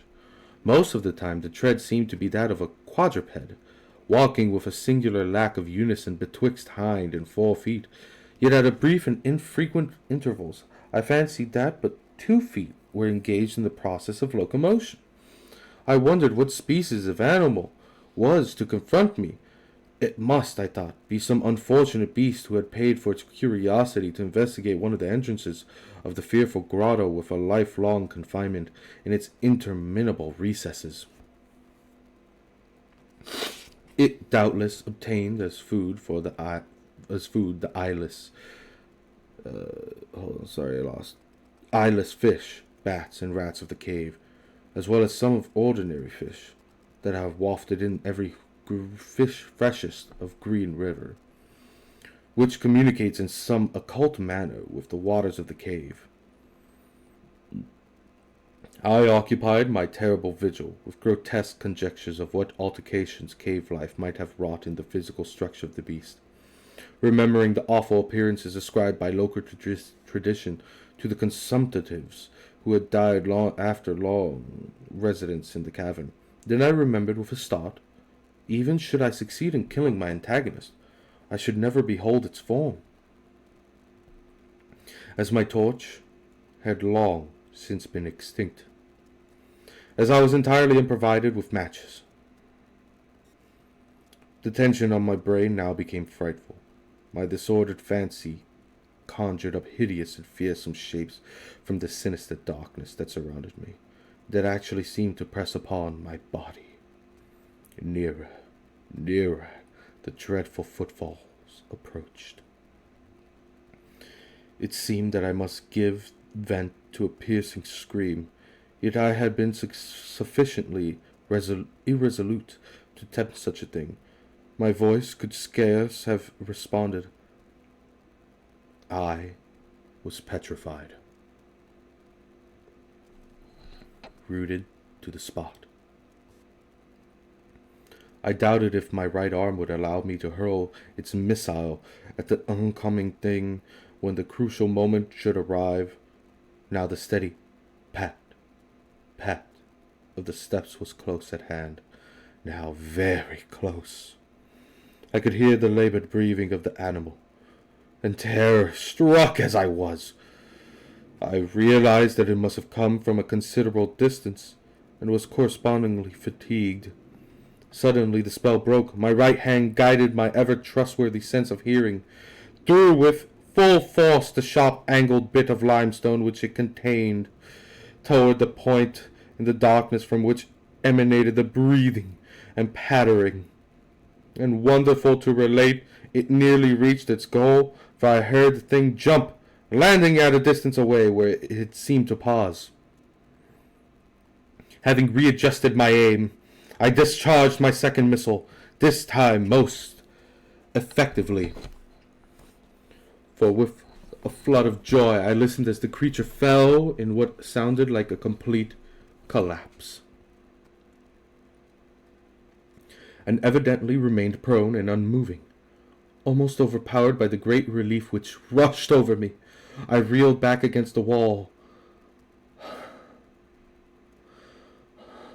The breathing continued, in heavy, gasping inhalations and expirations, whence I realized that I had no more than wounded the creature. And now all desire to examine the thing ceased. At last something allied to groundless superstitious fear had entered my brain, and I did not approach the body, nor did I continue to cast stones at it in order to complete the extinction of its life. Instead, I ran at full speed, in what was, as nearly as I could estimate, my frenzied condition. The direction from which I had come, suddenly I heard a sound, or rather a regular succession of sounds. In another instant they have resolved themselves into a series of sharp metallic clicks. This time there was no doubt. It was the guide. And then I shouted, yelled, screamed, even shrieked with joy as I beheld in the vaulted arches above the faint and glimmering engulfance, which I knew to be the reflected light of an approaching torch. I ran to meet the flare. Before I could completely understand what had occurred, was lying upon the ground at the feet of the guide, embracing his boots, and gibbering, despite my boasted reserve, in a most meaningless and idiotic manner, pouring out my terrible story, and at the same time overwhelming my auditor with protestations of gratitude. At length I awoke to something like my normal circumstance, my normal consciousness. My apologies. I am reading too fast. The guide had noted my absence upon the arrival of the party at the entrance of the cave, and had, from his own intuitive sense of direction, proceeded to make a thorough canvass of the by-passages just ahead of where he had last spoken to me, locating my whereabouts after a quest of about 4 hours. Jesus Christ, he was missing for 4 hours. By the time he had related this to me, I, emboldened by his torch and his company, began to reflect upon the strange beast which I had wounded but a short distance back in the darkness, and suggested that we ascertain, by the rushlight's aid, what manner of creature was my victim. Accordingly, I retraced my steps, this time with a courage born of companionship, to the scene of my terrible experience. Soon we descried a white object upon the floor, an object wider even than the gleaming limestone itself. Cautiously advancing, we gave vent to a stimultaneous ejaculation of wonderment. Such a weird way of saying, hey, wow, we were surprised. Such a weird way of saying that, but okay. For of all the unnatural monsters either of us had in our lifetimes beheld, this was in surpassing degree the strangest. It appeared to be an anthropoid ape of large proportions, escaped, perhaps, from the itinerant menagerie.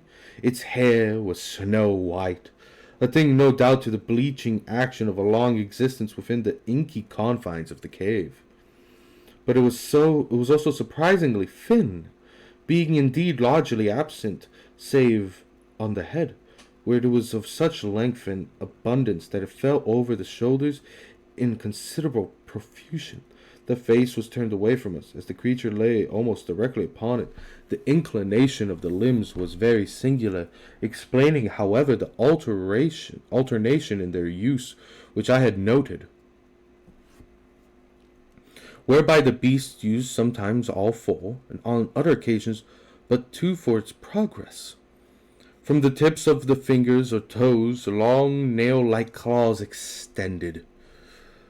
The hands or feet were not prehensile, a fact that I ascribed to that long residence in the cave which, as I before mentioned, seemed evident from the all-pervading and almost unearthly whiteness so characteristic of the whole anatomy. No tail seemed to be present. The respiration had now grown very feeble, and the guide had drawn his pistol with the evident intent of dispatching the creature, when a sudden sound emanated by the latter caused the weapon to fall unused. The sound was of a nature difficult to describe. It was not like the normal note of any known species of simian, and I wondered if this unnatural quality were not the result of a long-continued and complete silence, broken by the sensations produced by the advent of light, a thing which the beast could not have seen since its first entrance into the cave. The sound, which I might feebly attempt to classify as a kind of deep-toned chattering, was faintly continued. All at once, a fleeting spasm of energy seemed to pass through the frame of the beast. The paws went through a convulsive motion, and the limbs contracted. With a jerk, the white body rolled over so that its face was turned over in our direction. For a moment I was so struck with horror at the eyes thus revealed that I noted nothing else. They were black, those eyes deep, jetty black, in hideous contrast to the snow-white hair and flesh. Like those of other cave denizens, they were deeply sunken in their orbits, and were entirely destitute of iris. As I looked more closely, I saw they were set in a face less prognathous than that of an average ape, and infinitely more hairy. The nose was quite distinct. As we gained upon the uncanny sight presented to our vision, the thick lips opened, and several sounds issued from them, after which the thing relaxed in death. The guide clutched my coat sleeve and trembled so violently that the light shook fitfully, casting weird moving shadows on the walls above us. I made no motion, but stood rigidly still, my horrified eyes fixed upon the floor ahead. Then fear left, and wonder, awe, compassion, and reverence succeeded in its place, for the sounds uttered by the stricken figure that lay stretched out on the limestone had told us the awesome truth. The creature I had killed, the strange beast of the unfathomed cave, was, or at one time had been, a man. And that's it. That's it. That's the story. The beast was a man. It was one of us. If you guys understand it, basically, the guy gets trapped in a cave. You know, because he's being a dumbass, right? He's like, I'm gonna explore this cave without a guide. Woo! And he gets lost. He's pursued by something. But by what? He can't tell. At first he thinks it's the guide, but no. It's on all fours. But it's also going on all twos, then on fours again. Some sort of beast, some animal, he thinks. And then he hits it, he kills it. Or, well, it turns out to still be alive for a bit. But he runs away, finds the guide. They retrace his steps to see what the monster was. They look at it. They think, oh my god, it's like some sort of monkey man. It's like an ape. It's white. Its hair's white. It looks like it's been in the cave for many, many years. Then it convulses. It's chattering. It says something to them. Then they realized it's not an animal. It's not a beast, but man. which is very interesting. What a great story. It's one of my favorites, simply because you don't see it coming. You don't see it coming. But it's hinted at. It is hinted at. And this book has a crap ton of Lovecraft stories. It's his complete fiction. And I'll tell you all the stories it has real quick. It has The Beast in the Cave, The Alchemist, The Tomb, Dagon, a reminiscence of Dr. Samuel Johnson, Polaris, Beyond the Wall of Sleep, Memory, Old Bugs, The Transition of Juan Romero, The White Ship, The Street, The Doom That Came to Sarnath, The Statement of Randolph Carter, The Terrible Old Man, The Tree, The Cask of Ulfar, The Temple,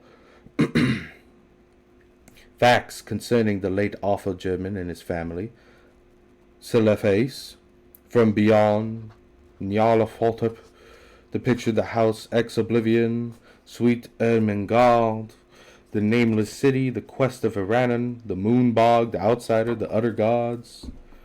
Then you have The Music of Eric Zahn, Herbert West, Reanimator, which was made into a movie. A great movie, by the way. Hypnos, What the Moon Brings, Azathoth, The Hound, The Lurking Fear, The Rats in the Walls, The Unnameable, The Festival, Under the Pyramid, The Shunned House, The Horror, Red Hook, He, in the Vault, Cool Air, The Call of Cthulhu, by the way, which is on page 355. There's a lot of pages in this motherfucker. Pickman's Model, The Silver Key, The Strange High House in the Mist, The Dream Quest of Unknown Kadaf, The Case of Charles Dexter Ward, The Color Out of Space, The Descendant, History of the Necronomicon, The Very Old Folk, Ibid, The Dunwich Horror, which is another famous one of Lovecraft, The Whispers in the Darkness, At the Mountains of Madness, which is one of my favorites, The Shadow over Innsmouth, another one of my favorites, The Dreams in the Witch House, Through the Gates of the Silver Key, The Thing on the Doorstep, The Evil Clergyman, The Book, The Shadow Out of Time, The Haunter of the Dark, Appendix Juvenella, The Little Glass Bottle, The Secret Cave, The Mystery of the Graveyard, then The Mysterious Ship short version, and The Mysterious Ship the long version, and then the final one, which is discarded draft of The Shadow over Innsmouth. That's 1,000. It's like around 1,000 pages. There's a lot of reading material on this mofo. And I've only ever gotten up to The Alchemist because I keep getting distracted with other books. Because I was reading Franz Kafka's The Metamorphosis, then Mary Shelley's Frankenstein, and then a bunch of other comic books that I like to read. I like to read graphic novels. One of my favorites, a really good one, which I recommend, is called Nailbiter, because it's an interesting one. It's about a town that somehow produces serial killers like all the time. Like almost every American serial killer was born or came from that town, and it's very interesting. But yeah, that's gonna be it for this stream. I was gonna do a raid, but the person I wanted to raid got off, so instead we are gonna see who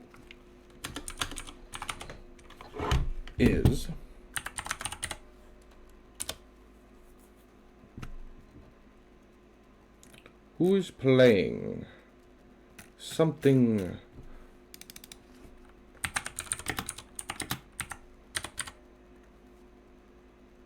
See if we could get a Call of Cthulhu.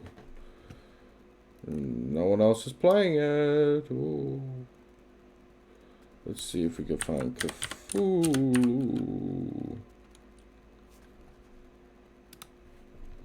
Anyone's playing Cthulhu? No.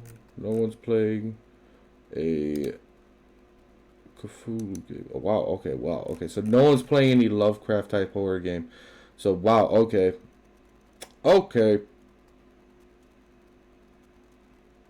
Yeah. All right. So I was going to just do like a raid on someone who is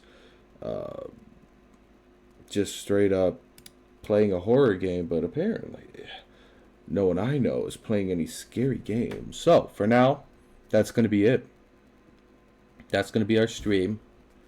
I'm just going to... Just going to move myself back here. I hope everyone had a great night. I hope it wasn't too spooky. I mean, it probably wasn't. Let's be honest.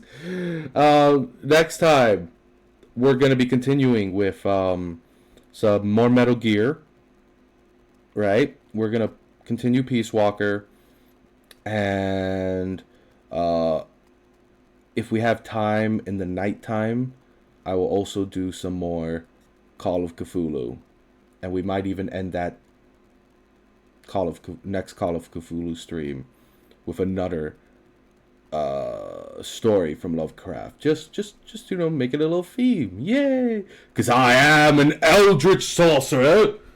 I have communed with eldritch beings. Okay. I have communed with one. His name is Davy. I'm kidding. His name's actually, well, I can't pronounce it. He just likes to go by the name Bob.